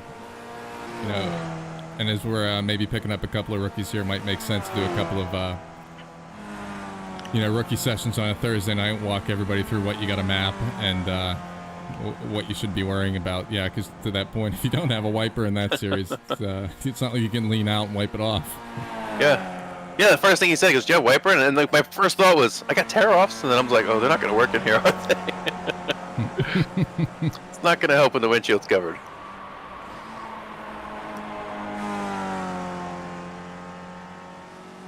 I think that's one of the really nice things about iRacing and some of the other racing sims is it allows you to try, as close to a real experience to some of these cars as you're ever going to get. You can go to tracks that you'll probably never ever visit, and you can do it all with your buddies at the house. And not that I'm looking forward to winter, but certainly looking forward to having an excuse to go and drive Spa or learn how to do some rallycross or even the NASCAR stuff is really a hoot and such a night and day difference from the road racing. It would be fun to have a fun race at Daytona and one of the NASCARs. So I started early 2017, and my focus has been, I'd say, 99% road, paved road racing. And only recently have I started doing the other stuff, and it was just, I don't know anything about it, and maybe it'll help my road racing. I don't know, but I've been having a great time doing the different things. I'm not getting too caught up in it, just doing it for fun. Yeah, I mean, certainly it's going to give you an opportunity to kind of, you really got to practice the car control in a different way, certainly. Yeah. And that just improves your reaction times. And I'm honestly very interested to see what it's like when I do get back into a real car. I was thinking about that last night. It's certainly going to be different from how we drive here in iRacing, but there is definitely an opportunity to go to some of these. Uh-oh, Dave. Dave's in the grass again. Back on. Saved it. Barely missed a beat there. Yeah. That next time back to Watkins Glen, I know how I drive it when I'm in Skippy or the GT3, but I can promise you my Mini isn't going to want to do either of those things. It'd be interesting as an experiment if you do a little bit of sim racing at Watkins Glen before you go and see what you notice.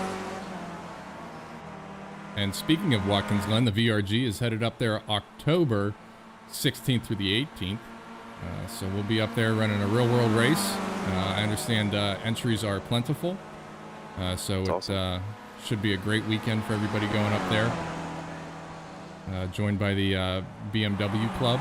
Their National Series runs that weekend with us, and it's always a hoot. The vintage cars go out and get half the day, and then BMW goes out there and they shove as many bimmers on track as they can and run nose to tail the entire time, and it's a really great race to be there spectating. That's cool. For sure. How many days is the event? We start racing on Friday, Saturday, and Sunday. So it's like Friday practice and Saturday, Sunday racing, or how does it work? Yeah, typically Fridays are practice day. Saturday and Sunday we'll have kind of a warm-up and then a quali session in the morning, which will set the grid, or generally we do fastest time in any session to set the grid for the races. And then, we split that with BMW. We've got the Formula Ford Challenge Series joining us, which is a bunch of historic Fords and some club Fords and some more modern stuff. So you kind of get a taste of, what open-wheel Formula racing was at the Glen. And then the BMW guys get a couple of real nice endurance sessions. And, they get the entire Sunday afternoon to themselves to run a couple of long endurances. So, Cool. Beautiful setting, beautiful track. So it's great that we can go up there and have a race this year, given all the hardships we've all had. Yeah, I bet everybody's just itching to get out back to the track again. So we're coming up on 35 minutes transpired here in this 40-minute race session. Pick up our race leader, Stefan Vappa, way out in front. I don't think he's in danger of losing this one unless he's has a major mishap. Yeah. Yeah, he could afford a little bit of damage, 28 seconds up, but if he has to get towed back, it'd be all over. And he's still throwing it around. I mean, his last lap was a 1:33.5. It's probably not too far off his fastest lap. Run down through the timing tower here and see how everybody else is doing.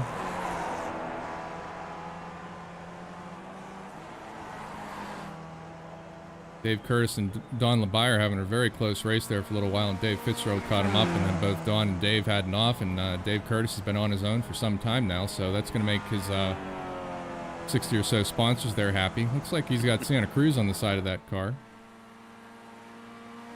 Wonder if that's mountain bikes, or I believe they also do skateboards. I don't know. Carlos Bonds, Sanrio, and the Hello Kitty. Currently looking He's at... had a pretty quiet day. Yeah, he has. For the third place, I think he'll take it.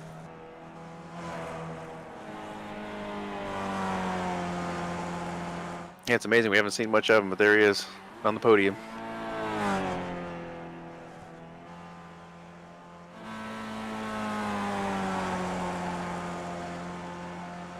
You have Bob Lang in fourth, still missing his nose cone. Little bent up wing. He must have had that damage very, very, very early on in the race, so frustrating day for him, I'm sure. Yeah, great race with Bob last week. So I'm sure he's going to want to get on the good foot for next week. Where well, I guess it's not next week. No, that's right. Nope, next, on the 13th, we go to Watkins Glen here in the iRacing Series, followed by the real world race at Watkins Glen with the VRG.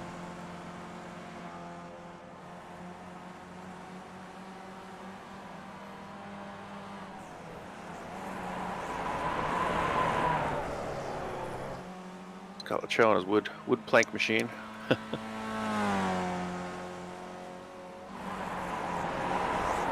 Dave climbing back up there to 6th after his unfortunate incident earlier in the race.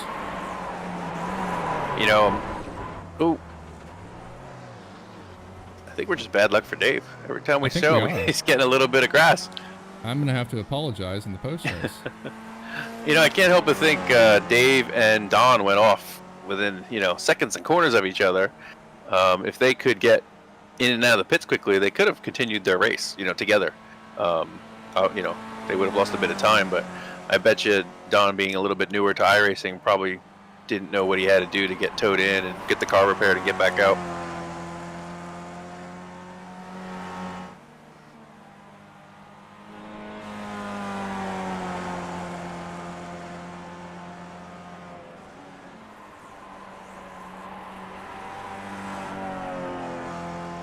Big +1 to Clark Worstrom's team there, putting that JPS Skippy back together and making it shine real nice. Looks good on almost anything.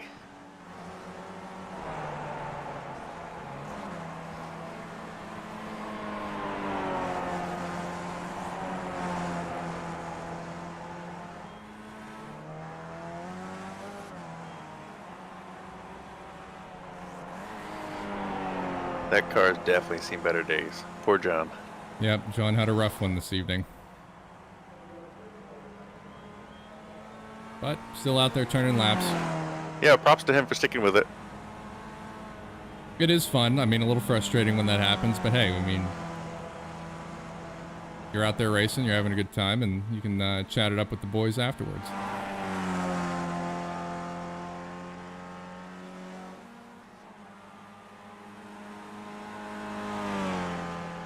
Corner workers going to have lots of pieces to give away to the kids after this race. I say he's got similar damage that John had. Those cones mangled. Looks like Don's sitting there in the pits. He's not in his car at the moment.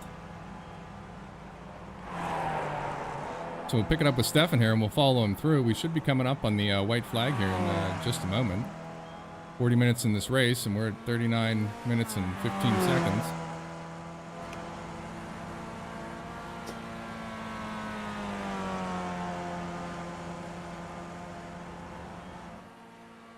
You can see his car's still in good shape. All his wings are straight. Nose cone still attached.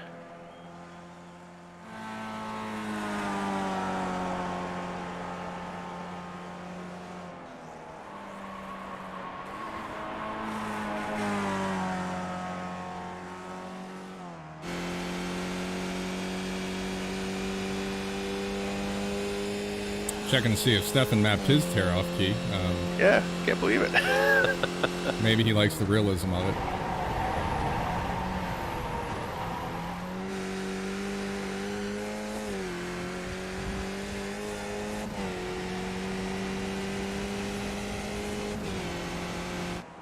Yeah, so the last third maybe of the race was a little bit quiet, but we definitely had some good excitement in the beginning there, some close racing. Yeah, it was real impressive there for quite a while. Definitely. Back and forth between Don and Dave there, lap after lap, nose to tail. Maybe we'll lobby the chairman. Shout out to Mr. Karamanis, couldn't be with us this evening. I understand had a bit of a boo-boo there and wasn't able to join us for the race. Hopefully he gets it back together and can join us either racing or in the booth next week. If he's in the booth, and this would be checkered flag for Stefan Vappa, taking the win here at the CANAM Challenge, Canadian Tire Motorsport Park. Mosport, congratulations there to Stefan. All the rest of the field rounds they come through to take the checker.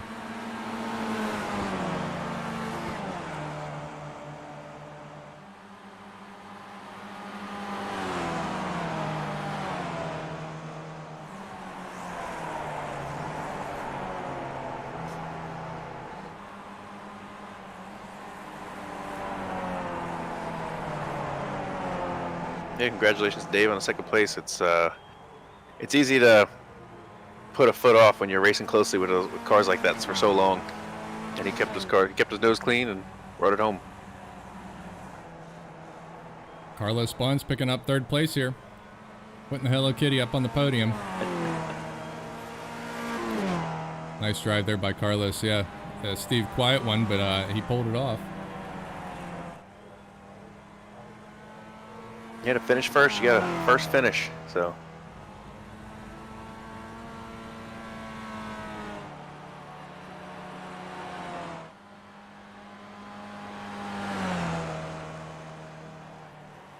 Pull up our finishing results here. Once we get those from timing and scoring, we'll also update the championship points and see where we stand.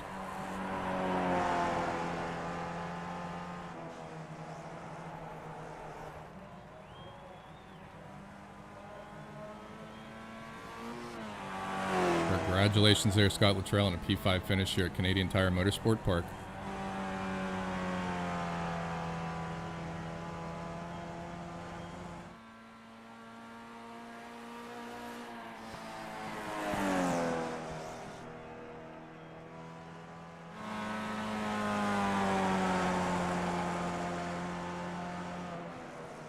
So you got the flames on the engine cover there?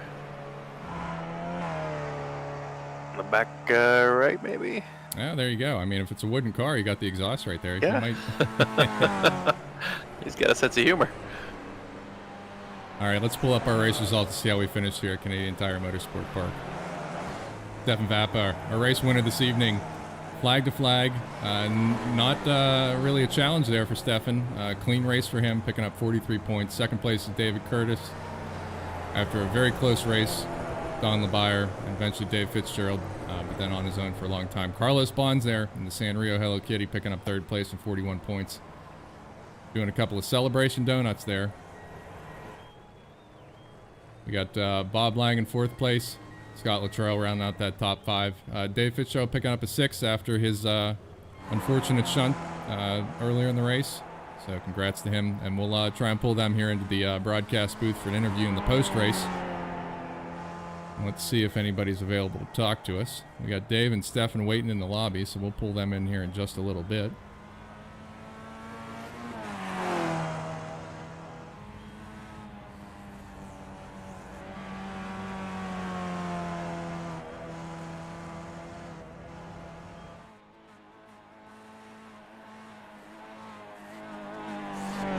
Pulling up our championship standings at the moment, we got Stefan Vapp out on top with 124 points, with Bob Lang just 1 point behind in second place. Dave Curtis also very close, 120 points. Carlos Bonds jumping up there, 113, and John Wood run out the top five with 110 points. Run way down that list. There's me with 43 points somehow. It's hard to run for a championship when you only race every other week. Yeah, it is. If I pull this one off, it's going to go down in the history books. Run down the rest of our scoring there for this championship here in Season 4 of the VRG Virtual Racer League.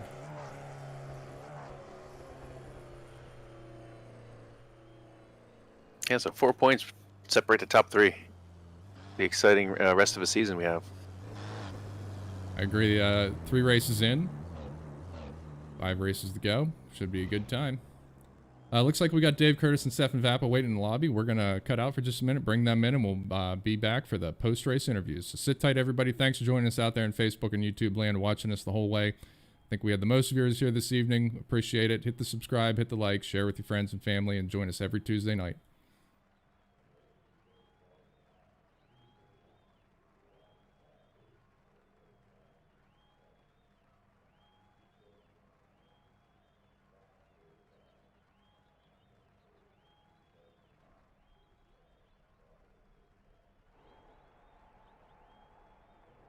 Good.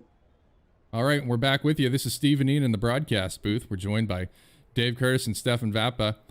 Stefan, congratulations tonight on your race win, flag to flag. You weren't really challenged, but why don't you tell us a bit about your drive this evening? Oh, well, thank you. This track is always challenging, and once I was able to get a small gap at the beginning, I wasn't too terribly concerned. I was a little worried about that gap at the beginning because if I didn't get a good first couple of laps, and this track is, as so many of them are, it's very difficult on cold tires. But the turn 2 and I guess it's 4 just above Moss before you get to Moss on super cold first lap tires are really treacherous. So I was hoping to get a small bit of breathing room there, and hopefully stay away on the Andretti straight. Otherwise, it would have been a much harder race to break that draft, because the draft here is an interesting one. It plays in pretty much during the entire lap because the lap is so fast. There's very few slow corners. So it makes it really difficult to break away. And got that small gap, and after that it was, as you say, relatively smooth sailing. Fortunately, people were very attentive tonight, keeping a good eye on their mirrors, and it was a very polite and well-driven race by everybody, it seemed. Yeah, and you were out front, so you didn't have the opportunity to see what Steve and I were watching here with Dave there, finishing second place tonight. Dave, congratulations. That was some exciting stuff for the first, third to half of that race between you and Dawn, and then Dave Fitzgerald caught up. Dave, why don't you tell us a bit about that, because that was back and forth lap to lap. And I should add, we've been joined here in the broadcast booth by Mac McCormick, finishing P11 this evening, so we'll touch base here with Mac in just a little bit, see how his drive went. But Dave, congrats. Why don't you tell us about your drive this evening? Hey, thank you. Yeah, I tried to take it easy the first lap or two, like Stefan was saying. The cold tires and turn 2 typically don't get along well, so I tried to, back it off and keep it as smooth as possible. Unfortunately, it was a little too slow to be able to keep up and snag a draft on the backstretch behind Stefan. So he started to get away, and Don was right behind me. I was trying to stretch out a little bit of a gap as well so that he wouldn't have that draft. And lap after lap, he was right there. He finally got beside me, and it was only like lap 4 or 5. I thought there's no reason to fight yet, so let him by, draft behind him, give him a little pressure, and see how he likes it. And was able to get back by him, and we kind of swapped positions a couple times. So, and by that time, Dave had snuck up. And we were running 3 of us there. I think I heard my spotter call out a 3 wide, you're in the middle. So that was interesting. And then I'm not sure what happened. I hope we didn't touch, but it looked like there was some trouble there on the last couple of corners. And I luckily squirted out of it and was okay.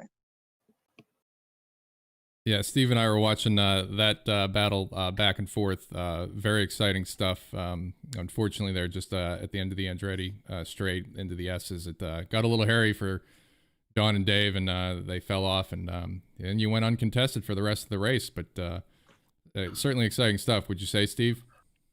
Yeah, I was just curious. Were you trying to keep Dave Fitzgerald back? I mean, I felt if you guys leapfrog each other, he probably never would have caught you. It was just you guys spent a lot of time side by side, especially going through the S's time after time, and that was where he was really making up a lot of time. And I think the final nail in the coffin of him catching you was the lap car.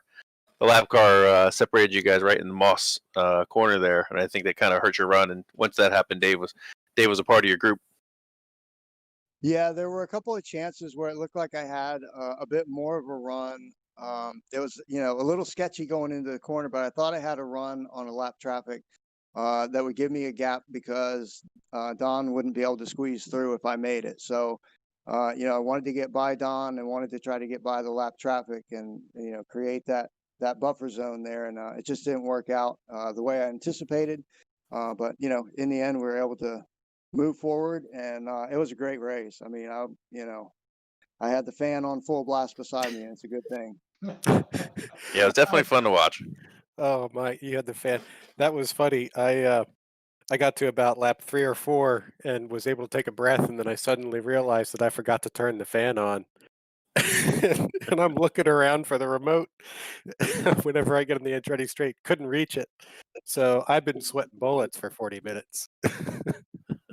Well, and Steve and I are sitting up here in the booth wondering if everybody had mapped a tear-off key, because it looked like most everybody was driving around with dirty visors. We might have to add that to the onboarding for the next race. Yeah. Now, Mac McCormick's joining us this evening. Mac, welcome to the broadcast. Pleasure to have you here. You finished P11 this evening. Why don't you tell us a bit about your race and how it went for you up at Mosport? Yeah, I started out really great. I missed most of the first lap carnage. I think there were two fairly major incidents. I missed both of those, and I was right on the back of Carlos coming up the Andretti Straight, and that was like P8, I think. And then I kind of blew it into the S's. I was trying to keep up with those guys, and my tires and my skill level weren't up to it. So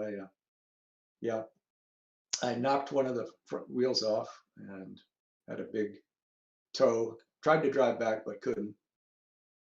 And the tow and repair, and then I did it again later on again, and that wasn't a fast repair, so I was there for 8 minutes getting repaired. So yeah, it was too bad, because if I'd just been a little bit more patient, and that's obviously the operative word in this thing, I could have been up there at least racing with somebody.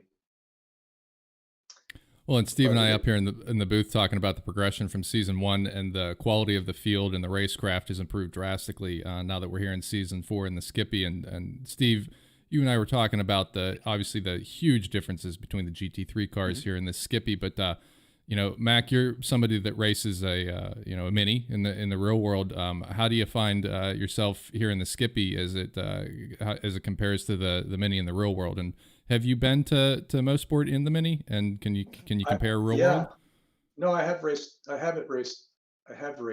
Mini at Mosport. I would say, well, amazingly, it doesn't understeer as much as the Skippy car, which it should, since it's front drive, but kind of got that dialed out. But other than that, it's very similar.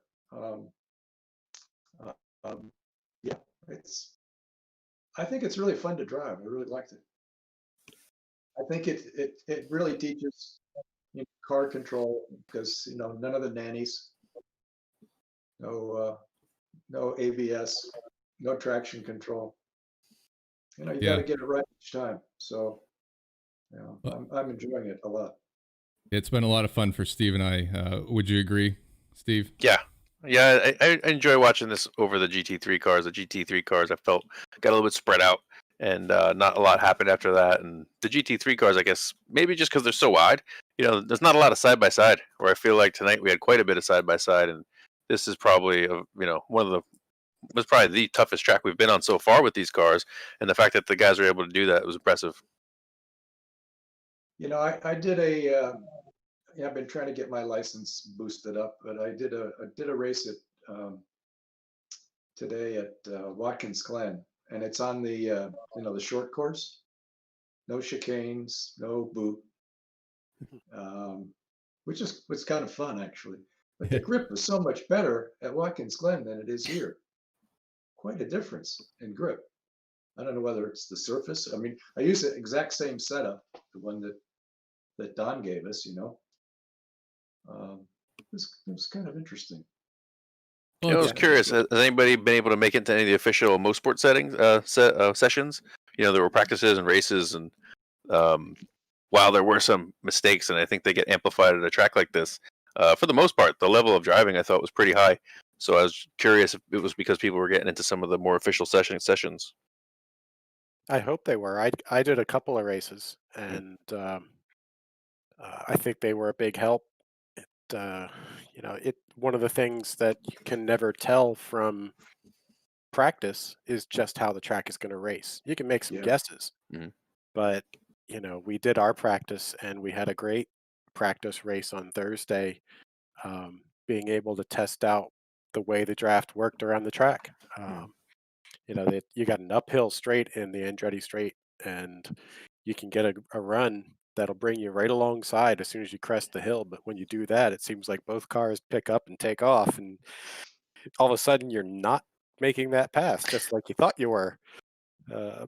So it was really nice to be able to get some practice racing in this week. So I think it was a nice move to have the schedule match up that way.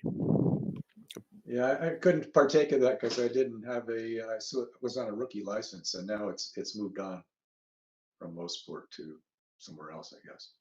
I guess Yeah, Watkins Glen. it's at the Glen now. Yeah. And we're at Yeah, the I was Glen. Sorry, go ahead, Dave. No, so I was able to get some laps in also, and yeah, I mean between Steve's video and Stefan's tips from last week about practicing driving offline, is definitely a help because you don't know where other drivers are going, and they're not always eager to move aside. Tonight I had problems with the mic, so I could speak, but I couldn't hear anyone else. So, you know, I would ask them to move, and I would see their name flash up there, and I guess, well, I didn't hear him, but I hope we agree, and we never end up in the same spot. So it did work out. That's where you say, I'm coming through. Well, you know, between Keep that left. and also the other big thing was turning off the HDR. The oak tree and the top of the backstretch, I could see absolutely nothing last week at VIR. So thank you for that tip, guys. I'm glad that worked. Yeah. It's been really great to watch everybody come up and improve their skills, and taking a quick look at the licenses during the race today. You know, increasingly fewer rookie licenses as everybody's stepping up into the D licenses, C's, B's, and A's.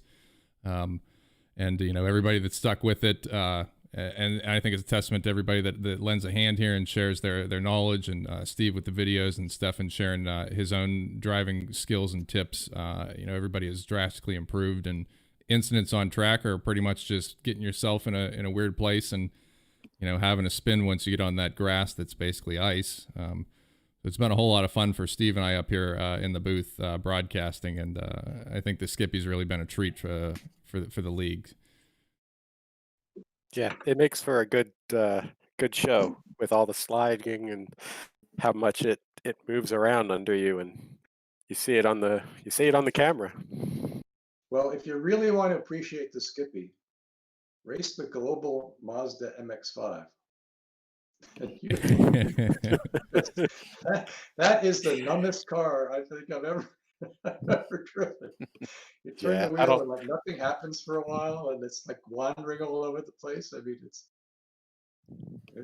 it's I really appreciated coming back to the Skippy after that. I mean, it actually does what you ask it to do. Yeah, those give you a little bit of that wonder steer, don't they? You wonder where it's going to go. Yeah. It's very bizarre. I mean, it took me a long time to get used to what it was going to do. And you put on the brakes, and it kind of, sometimes it pulls to the left, sometimes it pulls to the right. Yeah, it's a big teacher for patience. You have to wait for it to turn. You have to wait for it to stop. It's amazing how you can adapt to another car. And then if you know, like this series where we've got different cars, yeah, you try not to practice too much in another car because it takes a while to come back. Yeah. Yeah, definitely don't practice in another car right before your race in a different car. Well, we appreciate you guys joining us up here in the broadcast booth. Steve, you have any closing thoughts here this evening? Oh, it was a great race. It was super exciting there in the beginning, and a little unfortunate we didn't get to watch it till the end, but it was a good race, and congratulations to everybody, especially the podium finishers. Yeah. Yep. Thank you. It sounded good. That's good. I could see it. Yeah, I recommend going back and watching the replay because Dave had some outstanding racing there with Don and Dave Fitzgerald. So excellent stuff there, Dave. Kept it clean and exciting. You know, Steve and I were talking about maybe throwing a full course caution there and bunching everybody back up. Oh, all right. Maybe you know, catch Stefan off guard there and get somebody a chance to give a run at him. So maybe we'll talk to the chairman, Jim Karamanis, and see what we can figure out for next season. Yeah, it's great. During my 8-minute pit stop, that would have helped a lot. Yeah, I mean that's sort of the reason that I keep pushing is, you know, we occasionally get up to lap traffic, and if that lap traffic is having a fight of their own, if I've got some time in hand, at least I'm not in a hurry to get around them. So that's why I'm still pushing even at the end. Well, you had time in both hands tonight. Well, we thank you all for joining us tonight. Stefan, excellent drive. Congratulations on the win. Dave, great job there on P2. And Mac, thanks for joining us up here in the broadcast booth. Looking forward to you climbing further up the charts there, and finishing towards the pointy end there, which I think is not too far away in your future. Practice, practice, practice. For sure. Well, Steve and I are going to sign off here, gentlemen. Thanks for joining us. You want to head back to the pub. If not, next week, Watkins Glen, which is a track we all know very well, and we'll be visiting in the real world here shortly in 2 weeks. So I'm sure we're all going to go home and practice, and we'll see what happens next week. So thank you all again for joining us. Absolutely. Thank you. You're welcome. Steve, all that commentary, that's great. Exactly. Thank you for your time in the booth. It's much Thank you. appreciated. Yep, Yep. You're very welcome. Thanks for giving us a fun race to call. Have a good night, gentlemen. To the night. pub. Good night.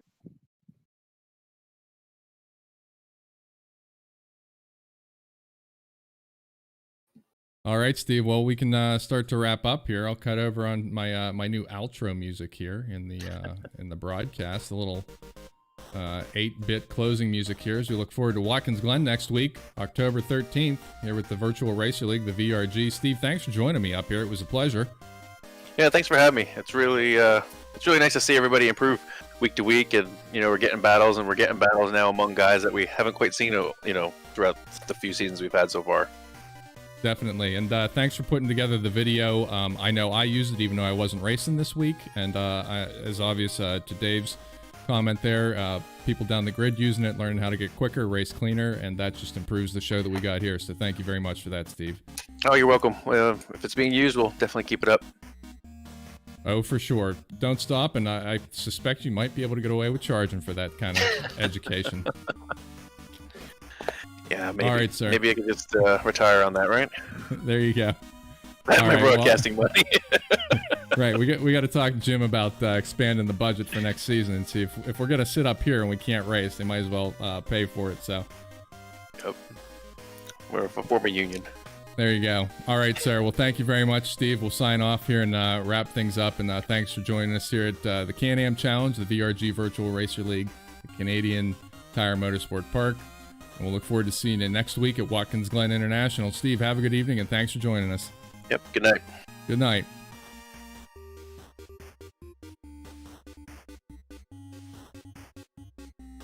All right, and that'll do it for the broadcast here in the booth. I'm going to get out of here for the evening. Thanks for joining us out there in Facebook and YouTube land. Hit the subscribe button, hit the like button, share with your friends. We'll be here next Tuesday night at Watkins Glen starting at 8 p.m.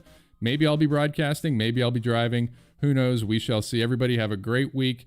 Take care of yourselves out there, and we'll see you soon with the VRG Virtual Racer League.